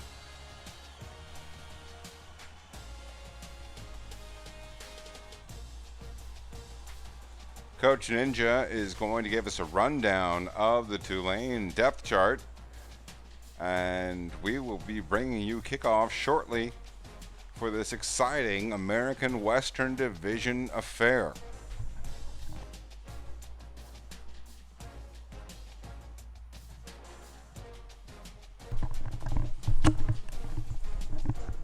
All right, thank you, Coach. Khalil McLean is the senior 93 quarterback for the Tulane Green Wave, and he is dangerous. He's got 103 yards through the air, only 7 touchdowns, but only 2 picks because he's only tried to throw the ball 124 times. He has, however, attempted to run another 109 times, and he's got a 76-yard average. That is what the Green Wave like to do. They like the flex bone. They like the motion triple option. For that reason, the other impact player that you see is Thomas Coley. He's got 109 yards a game on the ground. Yes, the starting halfback has more rushing yards per game than the starting quarterback has passing yards per game. No through the air, as that's unsurprising considering that there's not much through the air in general. And Freddie Wilson is a great second halfback at 89, above his brother Justin Wilson, the freshman. Matt Simmons, the fullback, doesn't get much, so we're going to hope that they hand the ball off to Simmons, and if we can take advantage of that. He will be ready for it. He's decent. Vaughn leads the receiving corps, but he only gets 16 yards a game. Black gets 15. It is Murphy who has half of their receiving yards per game, Murphy, in the slot. And Thomas, the tight end, gets 10 yards. So it's the slot and then split 50 yards split 3 ways. Their line is solid, but as you can see, 88 left tackle, 82 left guard, 92 center is fantastic. Haas is out, as is Claybrook.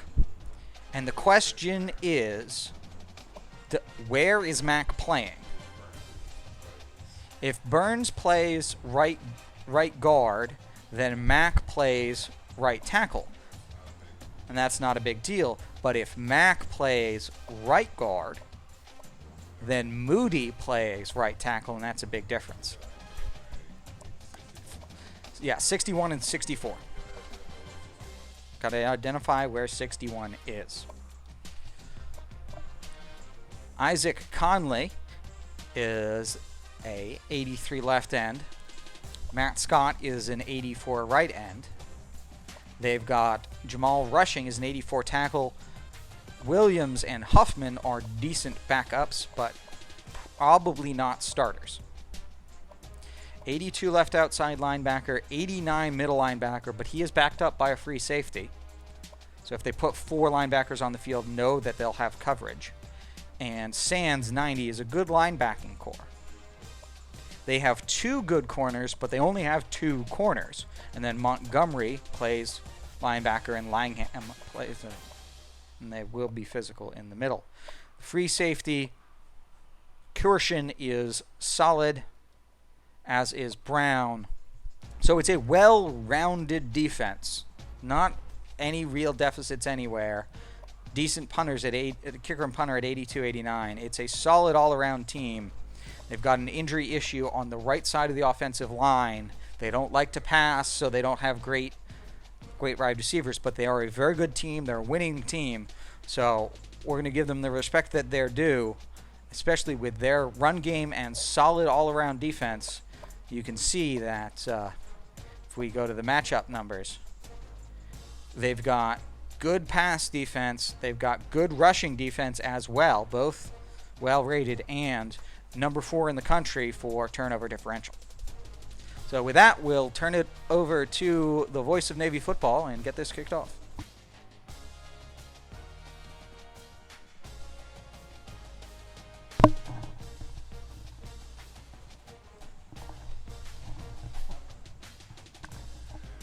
All right, folks, there's the rundown of the potential matchup. You see what's at stake here. It is a definite battle for supremacy in the American Western Division. The team that wins this will have first place in the division with little to spare. Navy hitting the road to the party town of New Orleans, or New Orleans, depending on your pronunciation. It is the Superdome. It is the site of multiple Super Bowls. It is an historic stadium in American football history and in American history, providing solace for survivors of Hurricane Katrina. Navy coming out with a specific game plan against Tulane. We'll see how that works out.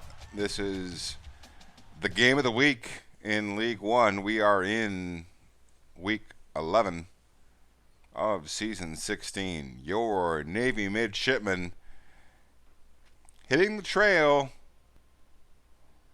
down in the home of Mardi Gras to take on the Green Wave of Tulane. You see there, Tulane 6-2, Navy 7-1. 1 loss and 2 loss in conference play. Tulane with excellent running offense at 5th in the nation. That buoys their scoring at 63rd in the middle of the pack. Defensively, probably due to time of possession, the defensive scoring for the Green Wave, 23rd in the nation, 31st against the run, but 46th against the pass. So a balanced defense for Tulane, potentially adaptable. Meanwhile, for your Navy midshipmen, they come into the game with the 15th ranked scoring defense.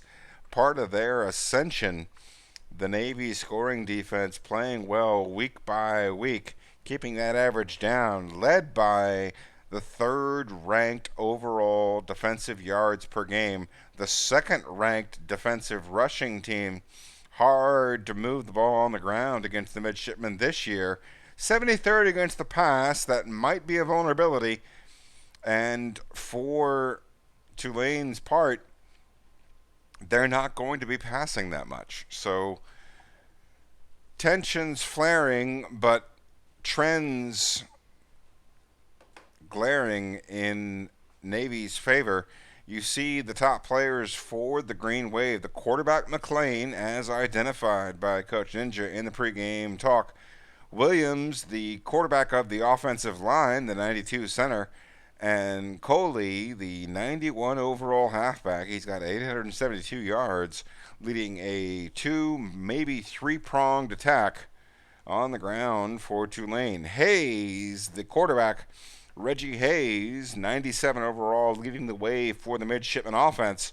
He's got over 2,000 yards on the season in offense.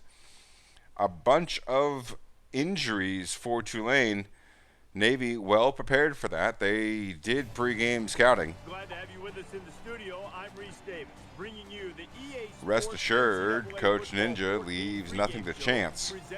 He is aware of what Tulane can and cannot do. It'll be interesting to see one of the nation's best defensive and rushing teams take on the Navy midshipmen. The winner of this game will take over control of the American Western Division.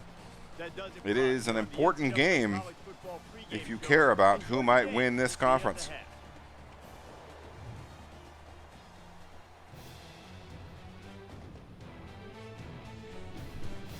Green Wave exiting the tunnel, ready to play.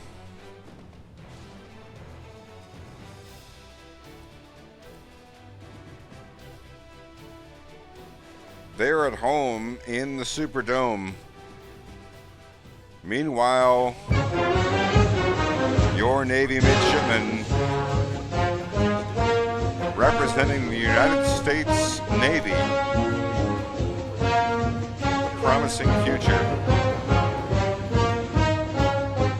Hoping to win their first conference title under Coach Ninja.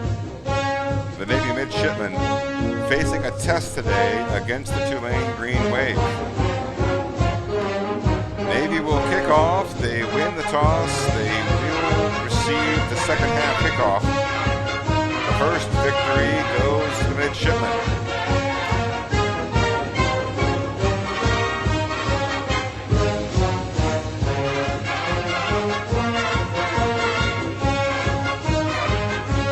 Out of the back of the end zone, that's going to force Tulane to take over at their 25. That'll get us started here in game number 2 of this doubleheader for League 1's Week 11 action. Out of huddle they come, Navy on defense. Tulane on offense. They're going to show 2 tight ends, as well as a halfback in the backfield. Man in motion left to right across your radio dial, and up the gut they go. Coley able to get 3 on first down. Now going to be 2nd and 7 from the 28-yard line.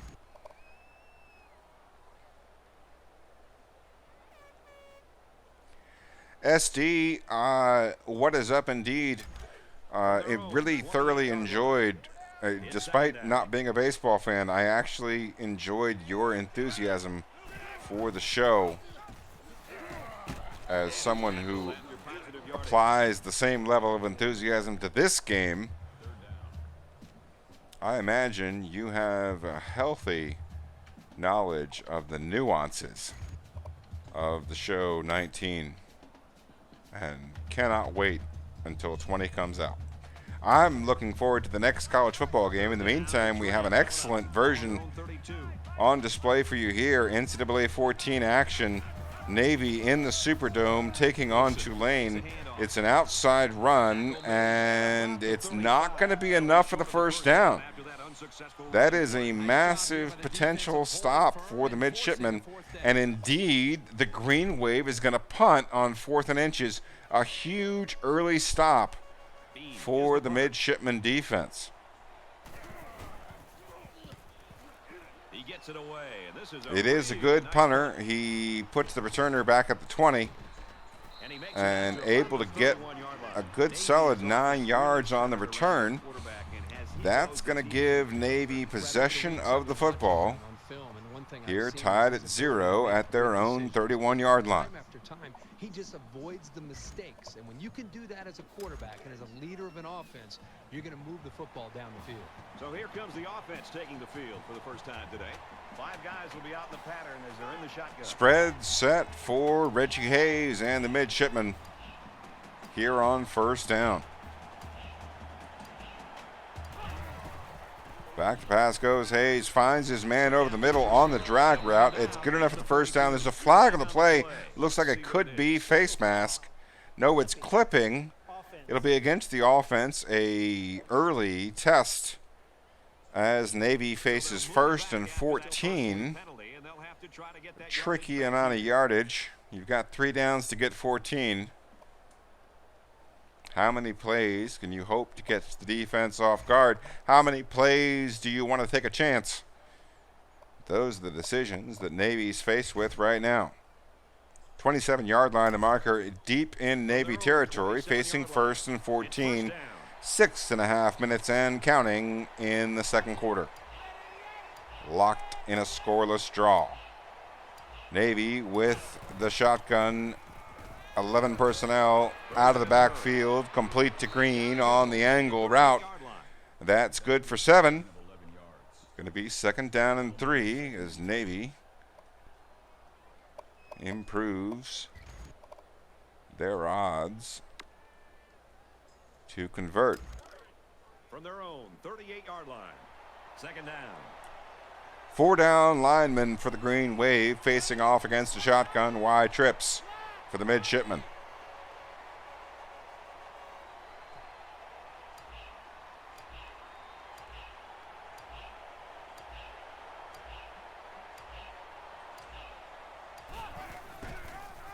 Up the gut they go. They get positive yardage by about a half a yard. It's going to be called 3rd and 3. Both teams having an opportunity to regroup here on the Navy 38-yard line.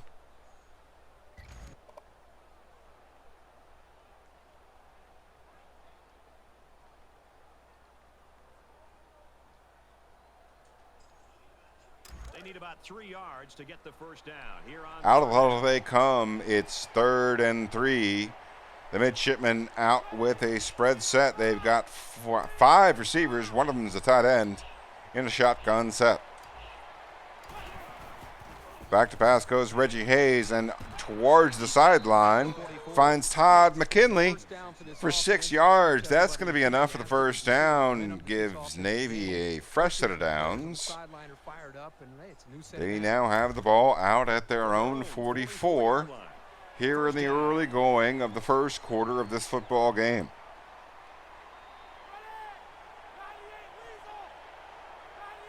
Twin tight end set for the midshipmen. 3 down lineman this down for Tulane. Back to pass goes Hayes and finds the tight end, Reggie Henry.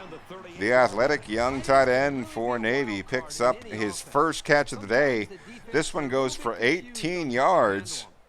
He's not the man you want to leave open. Reggie Henry, a trusted utensil in the Navy kitchen. That gives Navy 1st and 10 inside Tulane territory in this scoreless dispute. They have the ball at the 38-yard line. First down. Shotgun wide trip set up for Navy. 4 down linemen for Tulane.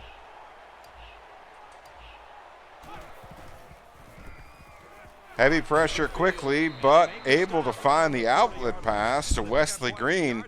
He picks up 9 on his second catch of the day. That's going to set up Navy with every coach's favorite down and distance. It is 2nd and 1, well inside of Tulane territory here in this scoreless affair.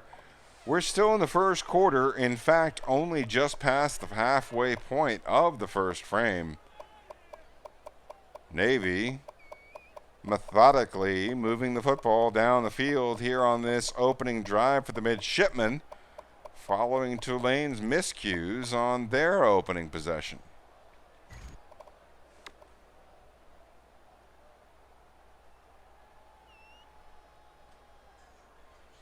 Here we go on 2nd and 1. Both teams coming out with strong sets. 4 down linemen for Tulane facing off against the eye tight. Up the gut they go, and it's to the fullback, Joe Bright. Not quite the fullback, the backup halfback, but certainly an active part of this offense.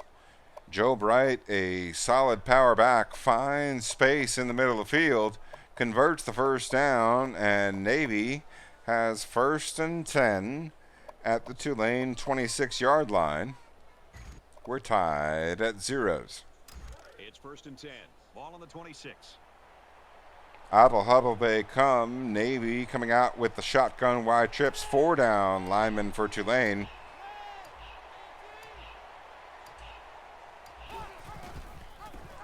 Fakes it up the gut, and the defense is ready for the quarterback. Keeper stops Reggie Hayes in his tracks. It's a loss of 3. Now going to be 2nd and 13 at the 29-yard line.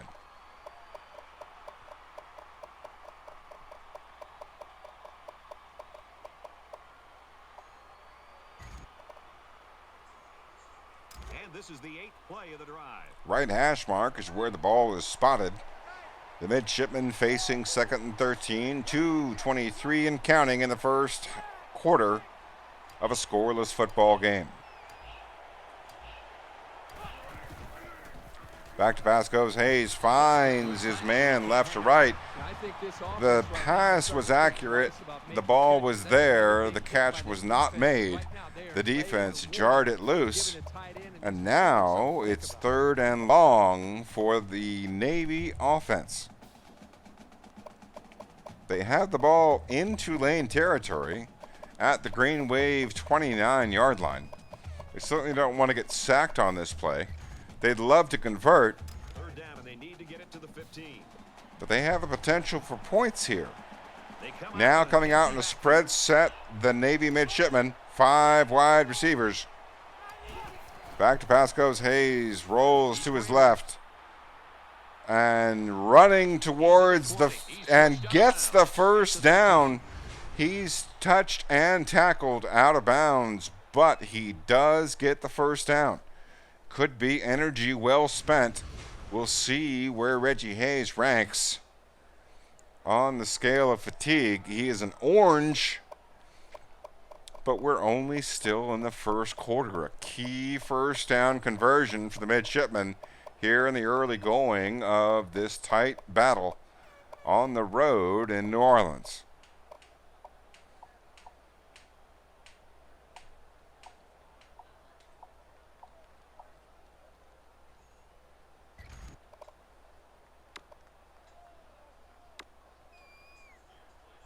Here's play number 10 on the drive. It's the eye tight, and under 10 seconds left on the play clock as Navy breaks the huddle.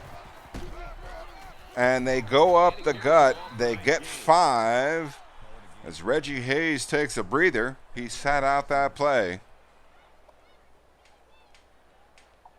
So they rest their best player so far today and now face 2nd and 5. We're locked in a scoreless affair here in New Orleans in the Superdome. Safe haven for survivors of Hurricane Katrina and site of numerous Super Bowls. A super game so far. We're still here in the early going, but so far so good in this tight affair that could decide the American Western Division. Tulane stops Navy to a 3rd and 5, and the midshipmen now, they've advanced the ball down the field. They're deep in Tulane territory. They'd like to take a shot, but they don't want a loss of 15. Here's the 12th play of the drive. There's room for a first down before the goal line as Navy breaks the huddle with multiple receivers in play. Hayes drops back, looks, and it's complete for the touchdown. Vince Richards comes up huge for Navy. That is first blood, as Rambo would say. And the midshipmen lead 6-0. Quarterback and a receiver on the same page, good things tend to happen.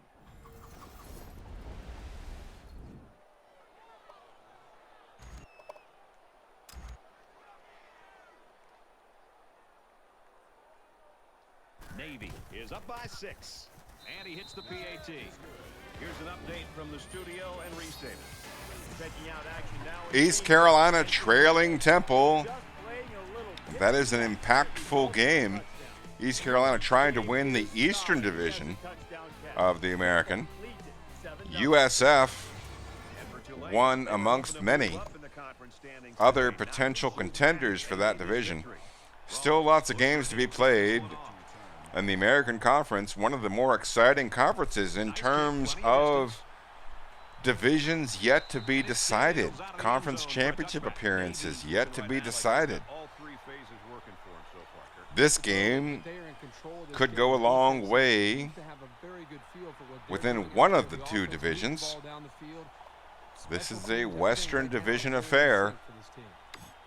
Navy making their longest trip of the season down to New Orleans to take on Tulane. They are behind. They know they can knot things up in a heartbeat. It's way too early to change your game. Green Wave breaks the huddle with 2 backs in the backfield. They fake up the gut. They break to the right. They break a tackle and fall forwards. They pick up 9 yards. And it's going to be every coach's favorite down distance for the Green Wave. It's 2nd and 1 on the right hash. That ends the first quarter. Navy with the edge, 7-0.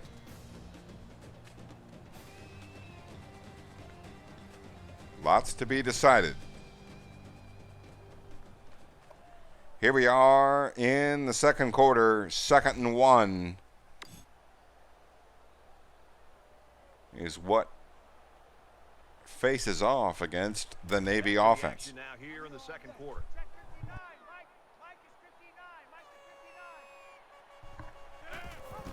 Flexbone set. It's a give to the fullback. He breaks the tackle, and he's got positive yardage and more. It's a 33-yard gain to Matt Simmons. The Navy defense unprepared for that play.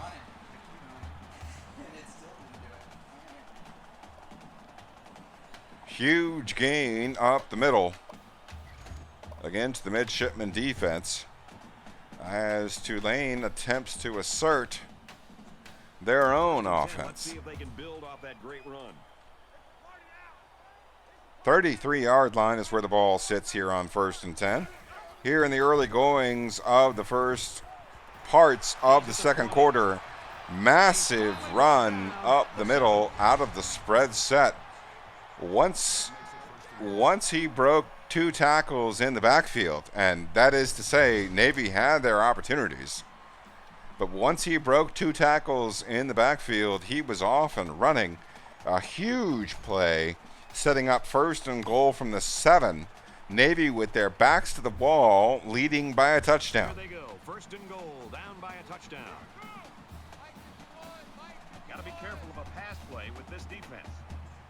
Spreading the field, and up the gut they go. The tackle is made after 5. Going to be 2nd and goal from about the 3. Steelers 39-91. If you're looking for generic playbooks, I would say the 4-3 multiple, because you also get the quarter. You also get some good goal line defenses. It's 2nd and goal. You can rely on the 3-3-5 and the 4-2-5. It's okay. Now Flexbone, man in motion to the right, and touchdown for Tulane. We've got a tie of all game as Matt Simmons, the fullback, once again cuts inside in the heart of the Navy defense and supplies Tulane with 6 points. The extra point will tie it. We've got 7:07 remaining in the second quarter. It was a 5-play, 75-yard drive, and it's good for 7 points. Boy, this offense right now is just being physical, really controlling the line of scrimmage, and it's opening up some nice big lanes for the running backs. Looks like they're ready for the kick. Kickoff goes 5 yards deep in the end zone, and Navy takes the knee. They're going to get the football at their own 25-yard line. 25% of the way there, locked in a 7-7 affair. They've been like a couple of fighters feeling each other out. Out of the huddle they break. Navy showing a spread set. They've got a shotgun wide trips. 3 down linemen for Tulane. Complete to the halfback out of the backfield, and Wesley Green picks up an important 9 yards. That's going to give Navy options, literally speaking, facing 2nd and 1. It's 2nd down now. They're just a few feet away from that 1st down marker. 4 down linemen now for Tulane as Navy comes out with the shotgun split big. 2 tight ends and 2 halfbacks. Let's see what happens.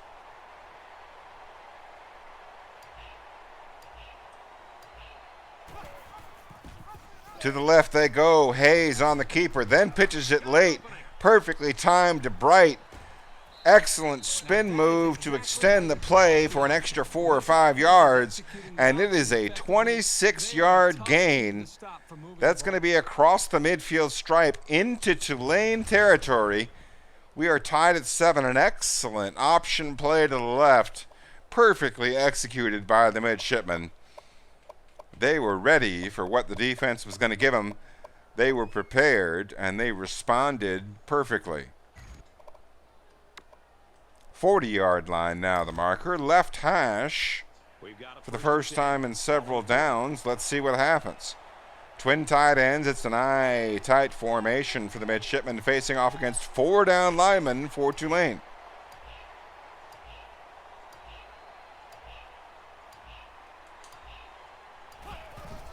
Up the heart of the defense they go. There's too many bodies there. It's going to result in no gain. Now 2nd and 10 from the 40-yard line.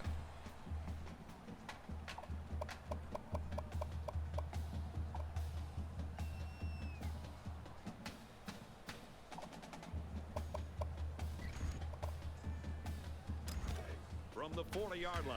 5.5 minutes to go here in the second quarter as the midshipmen break the huddle here on this key 2nd and 10. 5:22. They've got the shotgun normal halfback strong in the 11 personnel, and back to pass goes Hayes. He's swallowed up in the pocket, does not throw the risky pass, holds on to it, takes the loss, and now the midshipmen face 3rd and 17 with just a hair over 5 minutes remaining in the second quarter.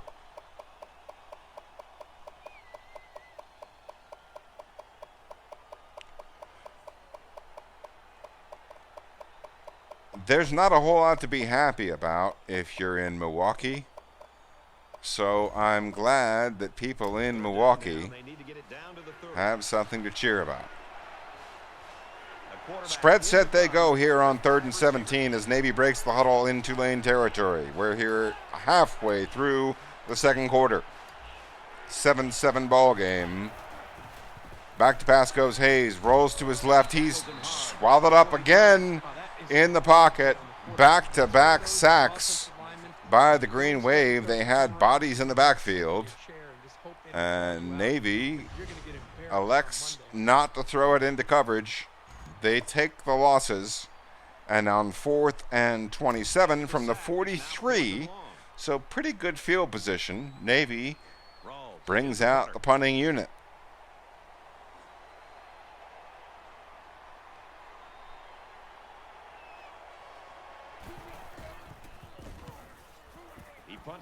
It falls a little bit short and goes out of bounds. We'll see where they mark it. Could be inside the 20. It is indeed. It's at the 17-yard line. So Tulane could be playing a little bit more cautiously than they might be if they were outside their 20. We'll see what Navy has in store for them on defense. 7-7 here, halfway through the second quarter, coming to you live from the Superdome in New Orleans. Man in motion, left to right across your radio dial. Up the gut they go. Broken tackle, second man able to withstand the force. Contains the halfback. And Coley picks up 4, going to be 2nd and 6. 21-yard line, the marker. Left hash, maybe just inside. As Tulane approaches the second down situation. From their own 21-yard line, it's 2nd down.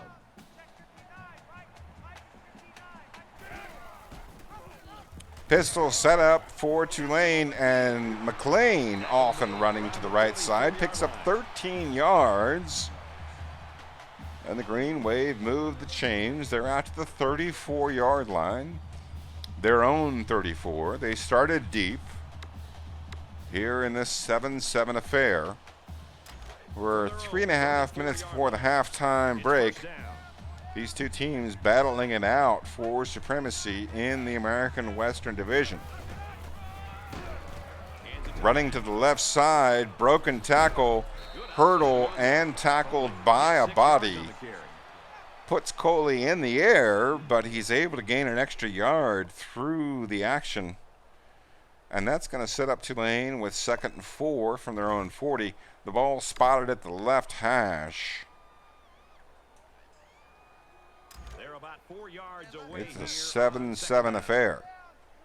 Navy comes out with 4 down linemen.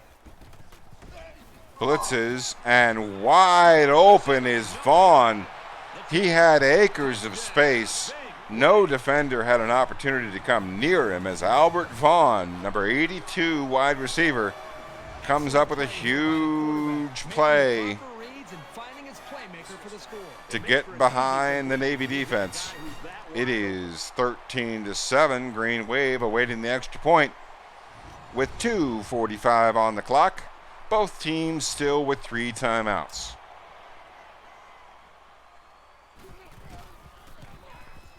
And he adds the extra point. Reese Davis is standing by with this update. Reese. The Pirates come into this game barely in the top 25, sitting at number 25. We've been watching this thing. Blitzkrieg, the final for Syracuse was 52-10. It was close at the half. After the second half, it was no longer close. We were happy to escape the game without injury. 25-yard line is where the ball is spotted. That's where Navy's going to take over.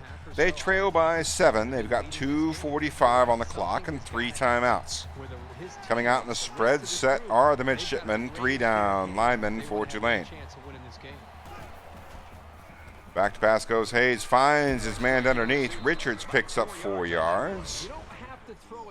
And the defense's attentions attracted towards Richards. Quarterback all by himself in the backfield with 5 wide receivers now for Navy. They snap the ball back to pass.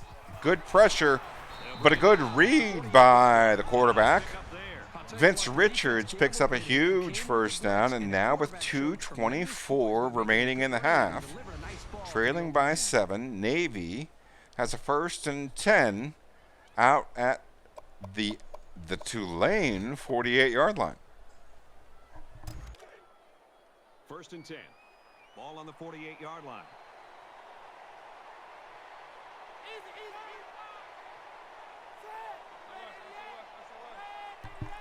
Shotgun, split big, twin tight end set, and 2 halfbacks. And they make the stop around the 48-yard line.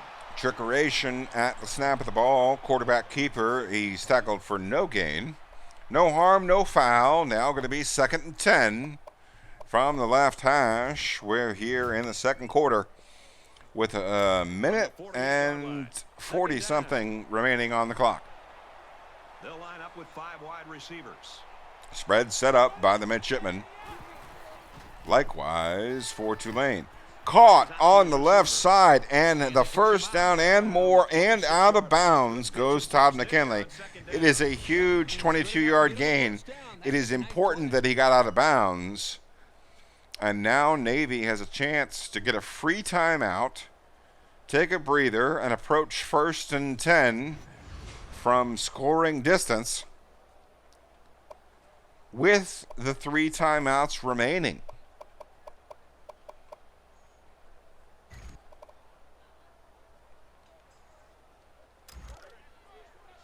From the 26-yard line. Navy breaks the huddle with the shotgun 11 personnel. It is the Y trips, tight end and halfback on the right side as the midshipmen line up in a shotgun set. Hayes takes the snap, dumps it off to Wesley Green, picks up the 4-yard gain on first down. Now going to be 2nd and approachable. It's 6 yards to go. We're inside the 2-minute mark, but at this point that doesn't matter. Navy looking to equalize here before the half. The clock in their favor right now, still with 3 timeouts. From the 22-yard line, 2nd down. Wide trips once again for the midshipmen. 4 down linemen for Tulane. Out of the backfield on the angle route, Wesley Green able to pick up a huge gain, 16 yards. Now going to be 1st and goal from the 5 with 1:05 remaining and still 3 arrows in their quiver. 3 timeouts remaining before the half.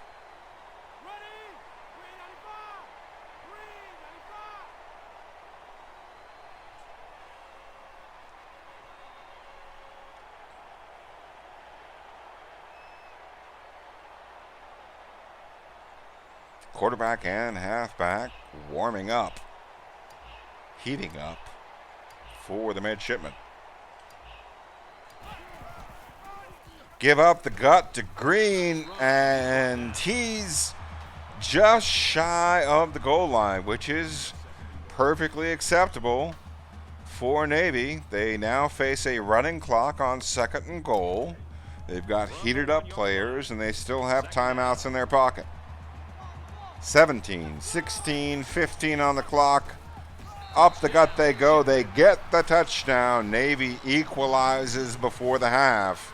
Joe Bright up the gut, finds the paint, and we are an extra point away from a tie football game with just 13 seconds remaining before the halftime breather. Kick is up and good. We are locked at 14. There's just 13 seconds remaining, and both teams with full complements of timeouts. This time they went the entire length of the field. The ball never touched the ground. Great execution by the quarterback and the receiver. Kick is up and deep out of the back of the end zone. No chance for Tulane. Going to be 1st and 10 from the 25-yard line. The Green Wave have 3 timeouts and 13 seconds remaining on the clock.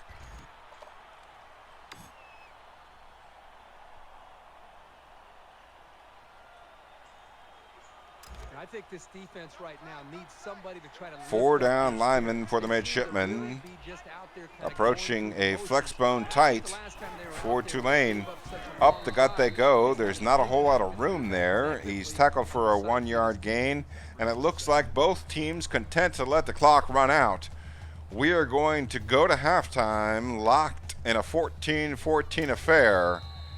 Navy and Tulane tied here in New Orleans. We hope you'll rejoin us for the second half after a momentary break, probably for somewhere between 8 and 10 minutes. Hi, everybody. Glad to have you with us on the EA Sports NCAA Football 14 halftime show presented by Nissan. Innovation that excites. David Pollock here in the studio as always to lend a little perspective to what just went down in the first 30 minutes. These two teams have matched each other blow for blow, just as we anticipated, very evenly matched. Hardly any separation to speak of in terms of momentum or yardage gain or anything of that nature.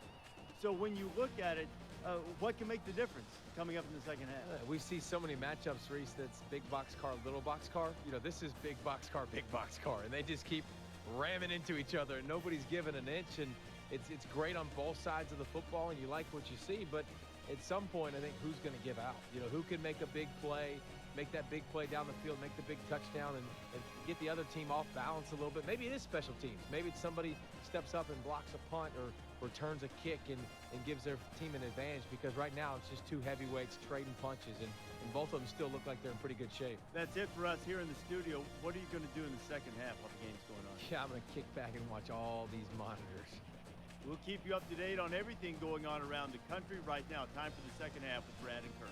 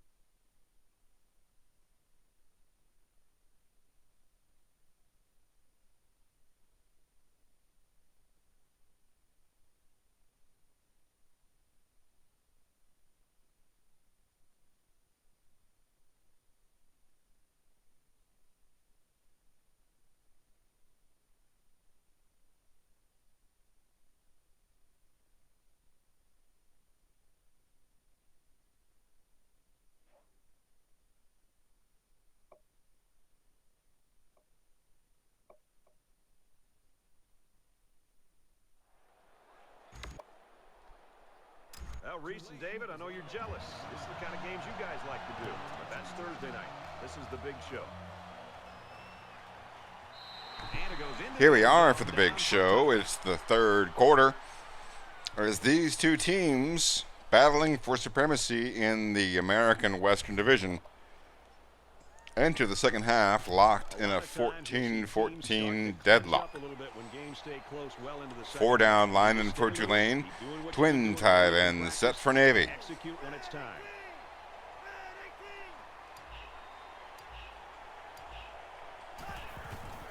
Back to pass goes Hayes, finds the drag route from left to right, and Bray picks up the first down and more.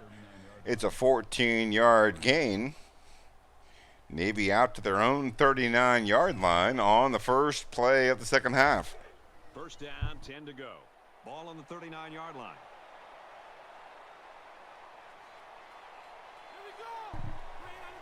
4 down lineman once again for Tulane. Shotgun wide trips for Navy. Hayes surveys the field. Back to pass he goes. Hits the drag route from right to left this time. And that's good for 9 yards. Once again, it's going to be second and short for your Navy midshipmen. It's second down now. They're just a few feet away. They did indeed get the second half kickoff. And so far, so good. They're out halfway across the field, just a hair shy of the 50. Here on second and short, we've got a split. No, it's a shotgun split big with 2 tight ends and 2 halfbacks. There's 4 down linemen for the Green Wave. Linebackers in the fold, but they're not ready for it. It's a pitch to the halfback, and Wesley Green picks up 4 yards. That's his longest carry of the day so far with 4 carries. Wesley Green able to pick up the first down. That'll go some distance towards getting him warmed up, something that Navy's going to need if they're going to be patient with this Tulane defense. They come out now here on 1st and 10.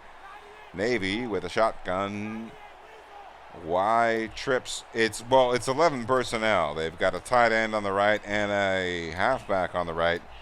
The slot receiver on the left. Back to pass goes Hayes, and underneath he finds Wesley Green for a 9-yard completion. Now going to be third down, but only 1 to go. 40-yard line, the marker. We are in Tulane territory. This might be 4 down territory for a Navy football team aching to win this important American Conference battle. Short yardage situation here. It's second down and 1. Out of the huddle they come. Navy comes out with 2 tight ends. They've got the eye tight.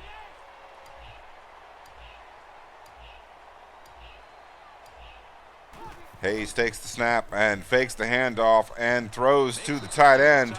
And Reggie Henry able to keep at least 1 foot in bounds. He might have had 2.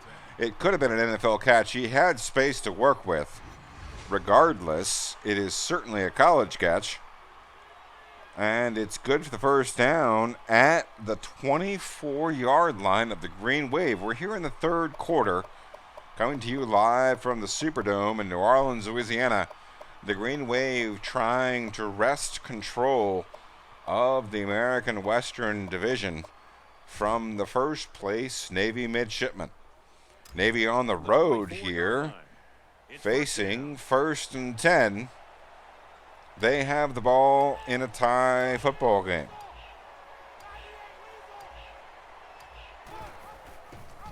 To the left they go. It's an option play to the halfback. He's got space. Almost scored. Instead, it's going to be 1st and goal inside the 5 for the midshipmen as they were able to find some weakness on the outside of the Tulane defense. The option wide, very productive for the midshipmen. The academy-style triple option offense, the core of the Navy ethos. Successful once again. Now 1st and goal from the 2 as we approach the midway point of the third quarter. First down, and they've got their eyes on that goal line. First and goal as they break the huddle. 4 down, lineman for Tulane. It's a shotgun, single back set. Up the gut they go. He picks up one. Going to be second and goal, and more time will come off the clock. Points are precious. Drives are precious. Possession is precious, as these two teams battle to take control, to wrest control of this matchup. We now have second and goal from the 2. Should be from just inside the left hash mark. They're at the 2. It's second down. It is about a yard inside the left hash as Navy breaks the huddle with a twin tight end set. Up the gut they go. They've got plenty of room to work with, and Joe Bright, the power halfback for the Navy midshipman, breaks through the heart of the Tulane defense. Gives the midshipmen a 6-point lead. The extra point will put them up by 7. And we are almost exactly halfway through the third quarter. And he hits the PAT. Kick is up and good, and it is indeed 21-14. There's an important score in the American Conference. East Carolina trying to hold serve and maintain control in the American Eastern Division.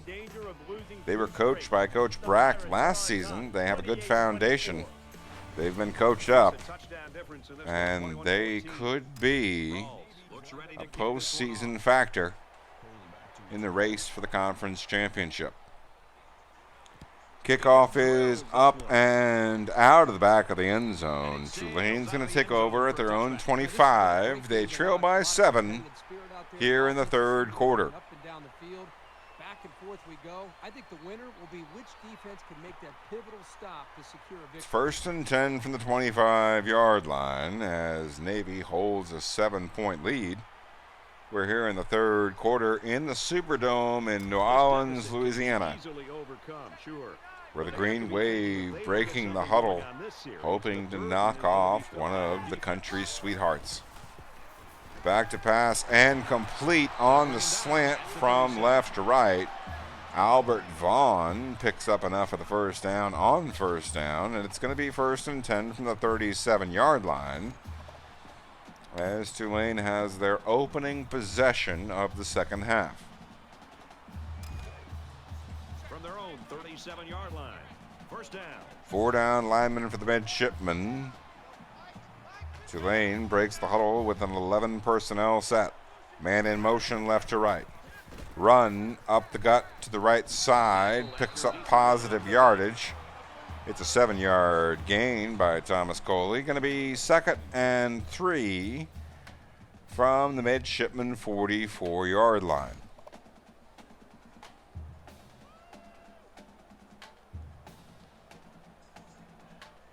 Second down. Second and 3 now from the 44-yard line. Tulane breaks the huddle in their half the field. Navy defense trying to stiffen. Stumbles the halfback, but he has enough forward momentum to get the first down. Going to be first and 10 for Tulane as they cross the midfield stripe. Navy holding a 7-point lead here in the third quarter.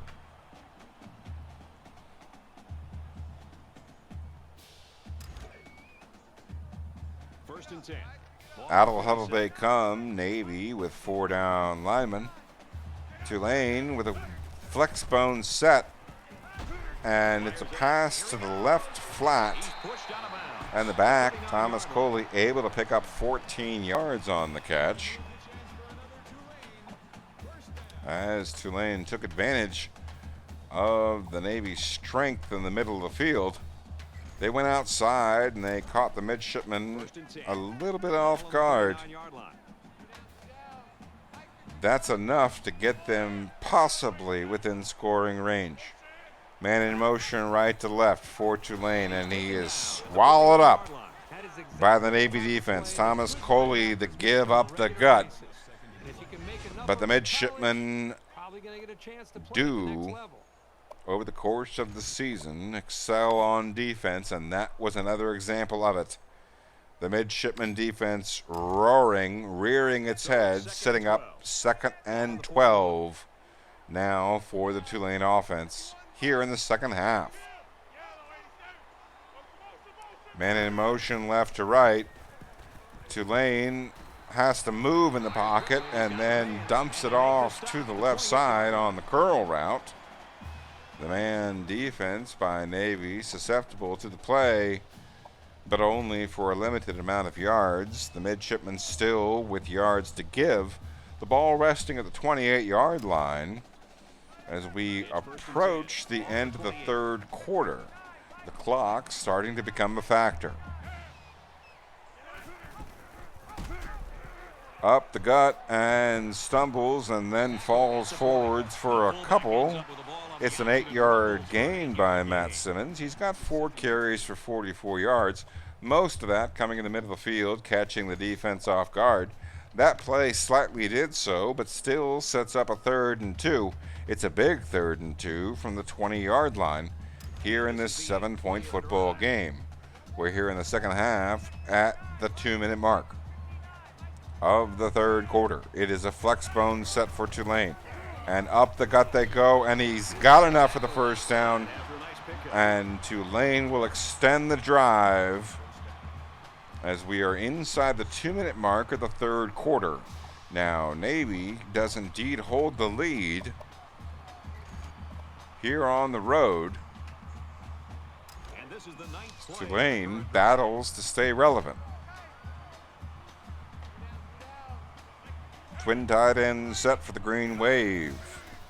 Back to pass and then scrambles, but the defense is there. It is a sack by Ronnie Hampton, the star middle linebacker for the Navy defense. Able to read the play and make the necessary tackle. That's going to be 2nd and 12 now, and that matters.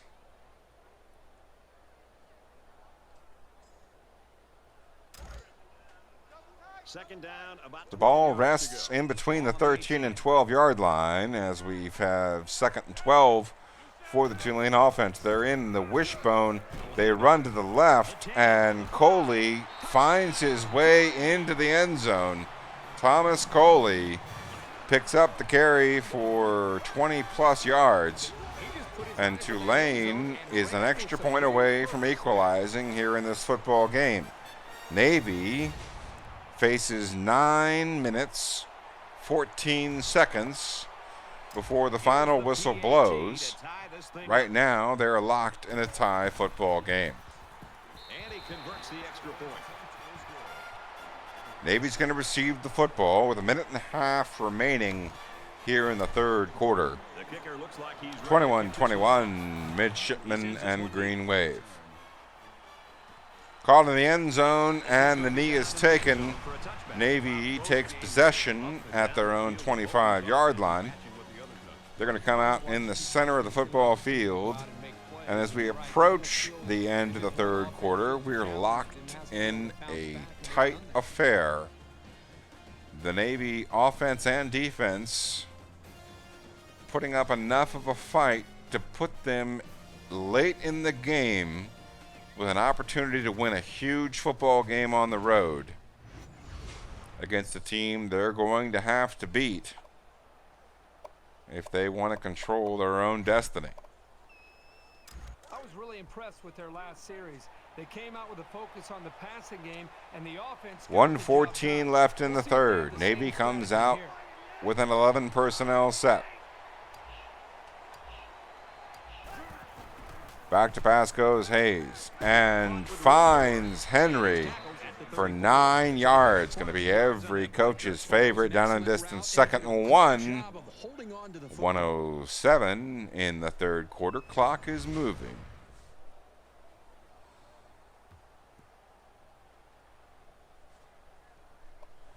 "34-yard line, the marker. 2nd and 1. When Navy breaks the huddle, they'll have 1 yard to go on the right hash here in the late moments of the third quarter in a tie football game. Midshipman coming out in a shotgun split big. 4 down lineman for Tulane. To the left they go. The pitch unable to escape. It's going to result in a short loss. It means it's 3rd and 3.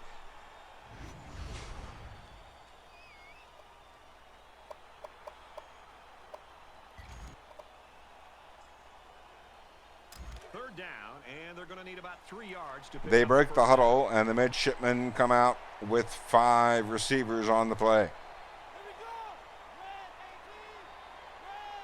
3rd down, 3 yards to go, the last play of the 3rd quarter. Back to pass goes Hayes. Finds his man over the middle, makes the catch, takes a step, makes a football move, and falls beneficially to the turf as the midshipmen convert on the final play of the 3rd quarter. They have possession here in a tie football game on the road. They are where they hoped they could be. If it was going to be close, they are where they want to be. Now facing 1st and 10 from their own 38-yard line. It's a tie football game as we begin the 4th quarter. 5 wide receivers.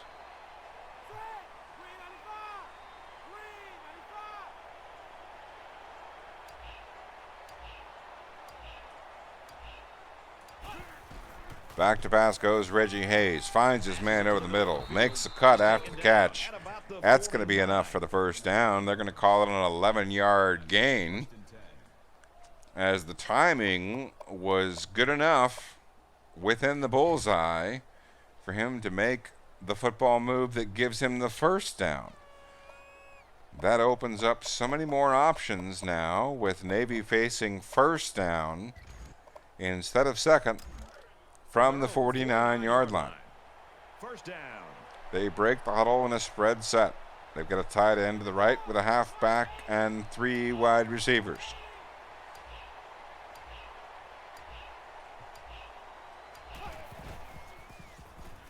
Caught out of the backfield to Wesley Green. He picks up 9. Once again, going to be every coach's favorite down the distance is 2nd and 1. Here, knotted at 21 in the 4th quarter.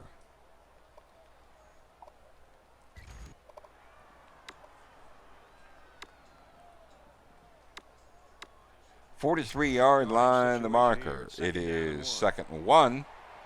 As Navy breaks the huddle, they come out in the eye tight. It is 4 down linemen for Tulane.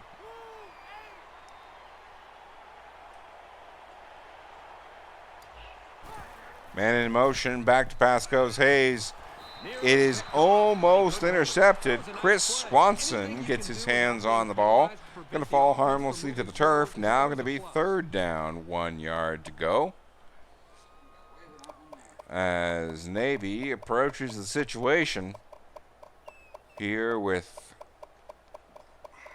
313 seconds remaining in this football game. And once again, they'll come to the line, trying to convert on 3rd down. 3rd and 1. Navy breaks the huddle. Multiple receivers on the play.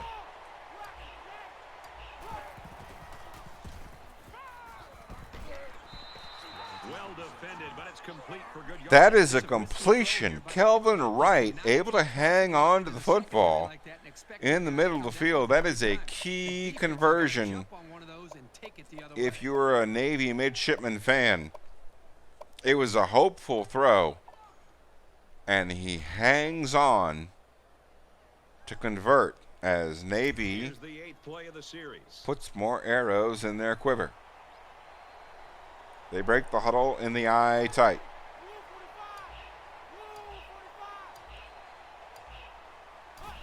Back to pass goes Hayes, looking, and no one's open. He takes the sack, going to be 2nd and 17. There's 6:21 in just a moment remaining on the clock. It's 2nd and 17 from the 40. 6 and change left in the contest. We're locked at 21. But a chance for both teams as Navy forced to take a bigger risk than they'd like to. And Tulane looking for it. Let's see what happens.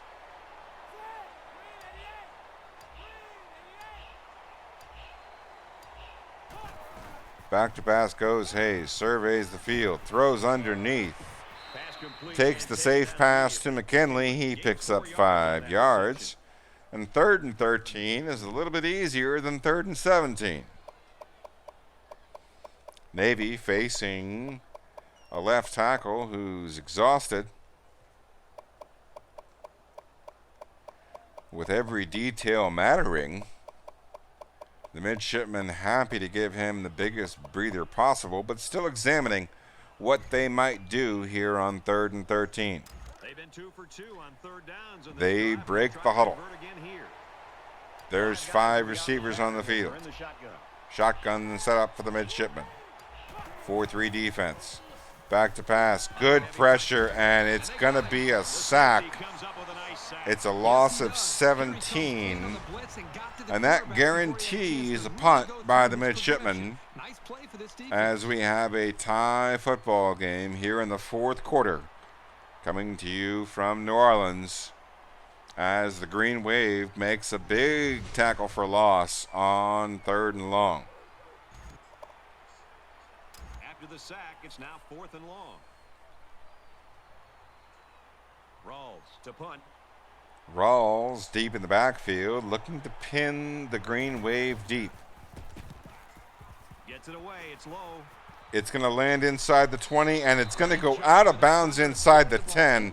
A fantastic punt by Rawls. The Navy Special Teams unit gives the ball back to the Green Wave, but they have it at the 6.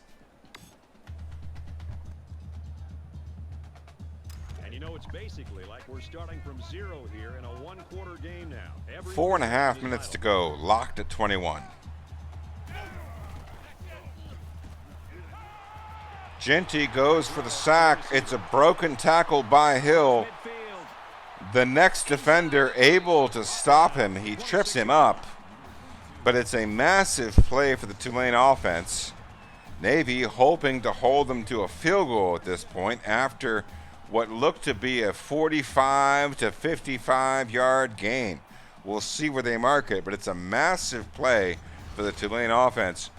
It's up to the Navy's defense to hold them and give their offense a chance.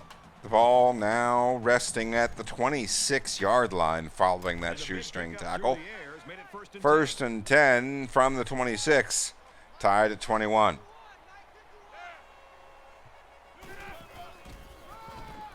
They go up the gut. There's bodies there, and he is tackled for possibly a loss. They'll call it 0. Looks like he might have been short of the 1st down marker. Indeed he is, as they go to the huddle, an indication for it being a tackle for loss. We're tied at 21. The ball rests at the 26. Now 2nd down, 10 yards to go.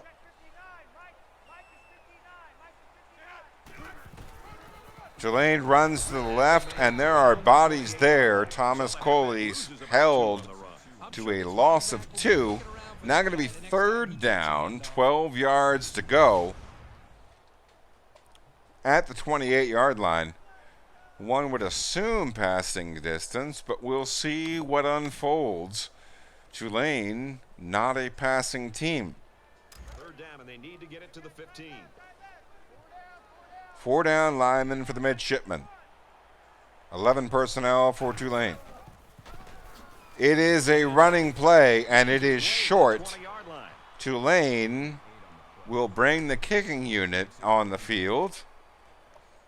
And with a little bit over 3 minutes left, Tulane will attempt the field goal here on 4th down and 4 yards to go as the Navy midshipman defense holds on 3rd and 13.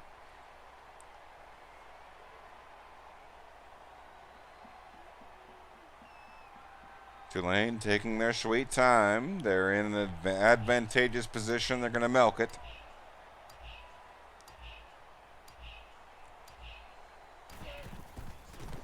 And the kick is up and good. Tulane leads by 3, but there's 2:46 on the clock. Navy is going to get the football. They're going to have 2:36 to get at least a field goal and 3 timeouts. Out of the end zone they come, and the first play of the drive is a kickoff return that results in the line of scrimmage resting at the 19-yard line. 18-yard line, in fact, is where they call it. As Navy breaks the huddle, they're going to have a spread setup. They've got multiple receivers on the field. There's not a whole lot of time remaining given the distance they have to travel. Just under 3 to go in regulation.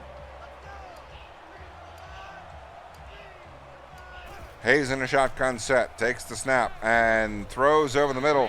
Caught for the 6-yard gain, and it's early enough in the drive that Navy doesn't have to spend one of those valuable timeouts. Cool, calm, collected is the Navy offense as 2:25 remain on the clock. Caught on the left side, that's good for the first, and once again, Navy studiously converts the first down. They'll spread the field with 5 wide. Navy stays with the no huddle. Back to pass is Hayes, and it's caught on the slant, and that's good for the first down. Kelvin Wright able to make the 11-yard completion. Navy continues with the no huddle. They're going to roll the dice again here on 1st and 10.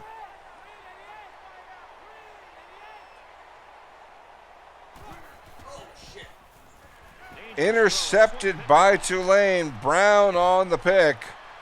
Inside the 30, inside the 20. He is into the end zone. There's a flag on the play. Let's see what happened. It is clipping on the return. That's going to take points off the board.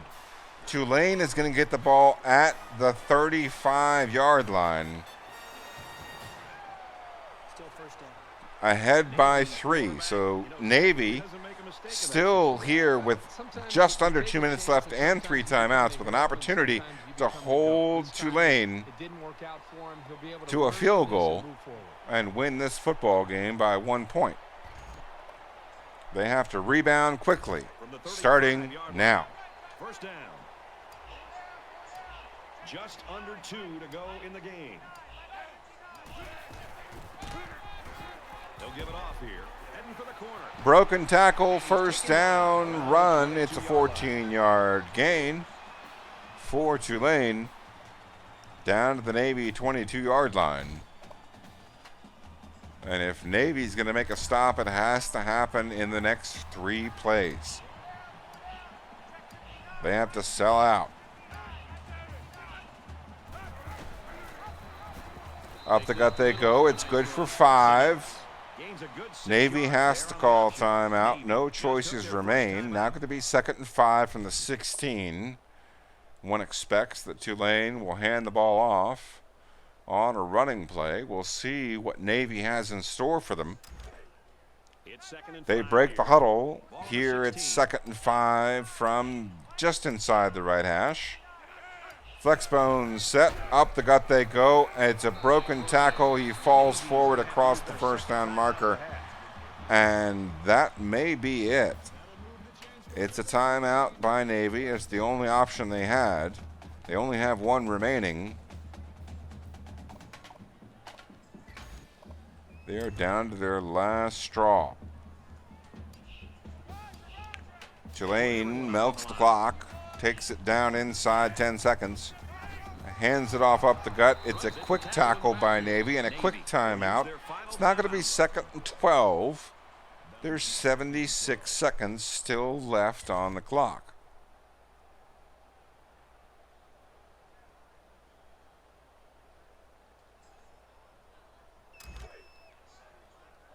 It's 2nd and 12. Navy coming out in the goal line set. Tulane on the draw play, up the gut they go. It's a 4-yard gain. That's going to get the clock moving, but it is now 3rd and 8 from the 9-yard line. We'll see what the next play reveals. Navy trying to get just a chance.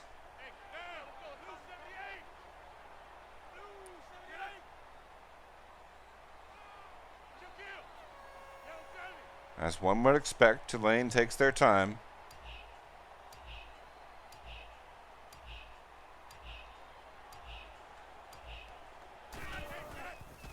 Back to pass they go, and it is incomplete.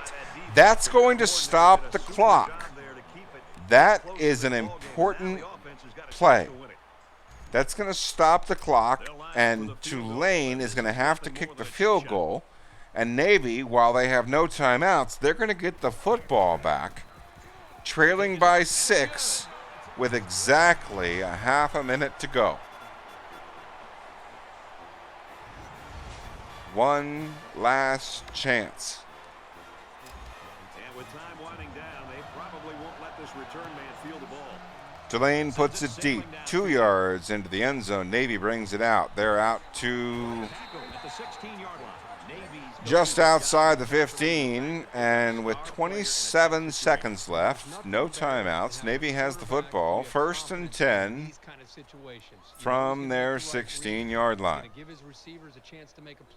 They need a touchdown. Any big play will do.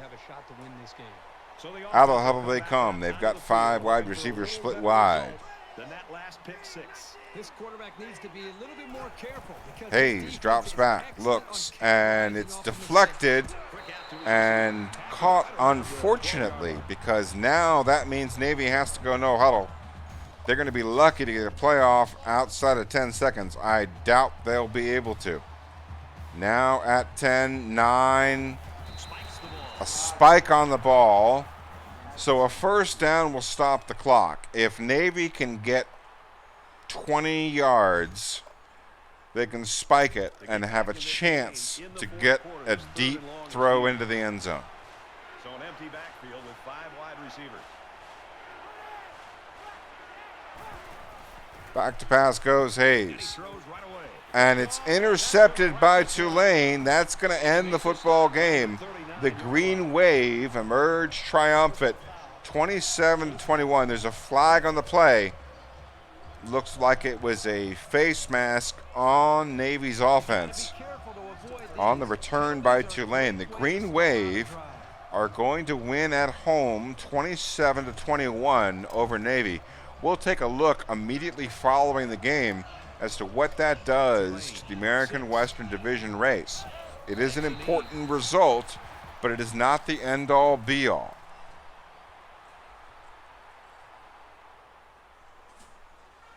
We had a fight to the finish here today. 6-point game at the gun, 27-21. Of course, a defensive player for Tulane, named player of the game. He had a sack and an interception.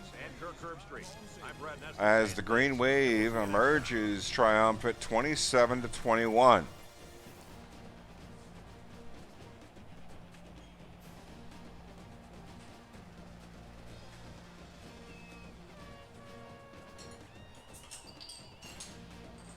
It was a road game for the midshipmen. It was always going to be tough sledding.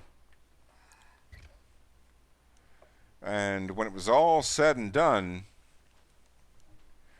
looking at the team stats, Navy had 17 first downs to Tulane's 11.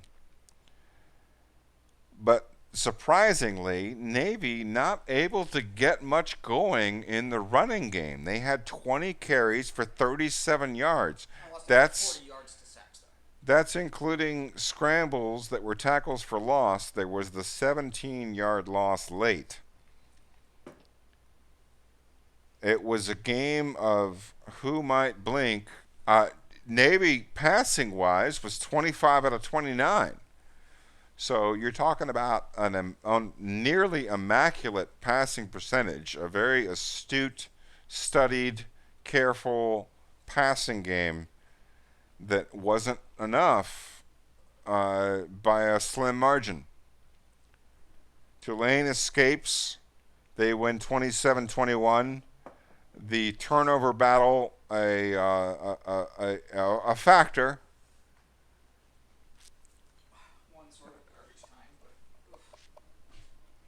And the end result is that we need to now take a look and see what the scenarios are for the American Western Division. Navy was holding serve, was in first place.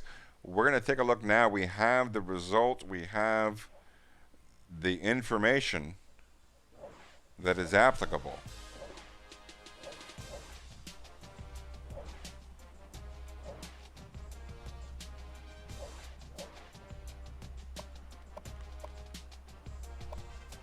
Going into the American Western Division, there it is. Navy still holds first place by a half a game. Southern Miss and Tulane still with an extra conference game to play. Tulane, on their remaining schedule, has a dangerous Memphis team on the road, has a tough SMU team at home, and then Tulsa on the road. Meanwhile, the Southern Miss Golden Eagles have yet to play Navy. That is the final game of their season and the second to last game for the midshipmen. So that game's still to play. It's going to take place in Hattiesburg, Mississippi. So the end result of this week's game, essentially, is that we now, where we didn't have before, have a three-team race. And I call it a three-team race because despite the fact that SMU only has 2 conference losses, they've already lost to Navy. And they play Tulane on the road and Memphis on the road. They probably won't be a factor. It will come down to the Navy Southern Miss game and the Tulane Southern Miss game. The result of this week's affair is that there are things left to be decided in the American Western Division. We thank you for joining us here for Week 11. We hope you'll join us for Week 12. It promises to be an exciting and close-run affair. Taking a look at the games for next week, we see your Syracuse Orange and your Navy Midshipmen in Week 12 facing off against last year's conference winner, no longer coached by a user but built by one, a solid roster, a ranked ECU team paying a visit to Navy Marine Corps Memorial Stadium. It'll be a bye week. No, it won't be a bye week. It'll actually be a user game between my number 1 Syracuse Orange and one of our user coaches in League 1. The former head coach of East Carolina, who will be taking on Navy. The team that he is now coaching, Utah, leader in the Pac-12 conference race, ranked top 25 opponent. Promises to be an exciting user affair. That will take place next week along with the ECU Navy game. So a lot still to be decided. We've got action coming for you in the coming weeks, in the closing weeks of League 1 action. We thank you for joining us this week. We hope you have an excellent next week. Kick its ass.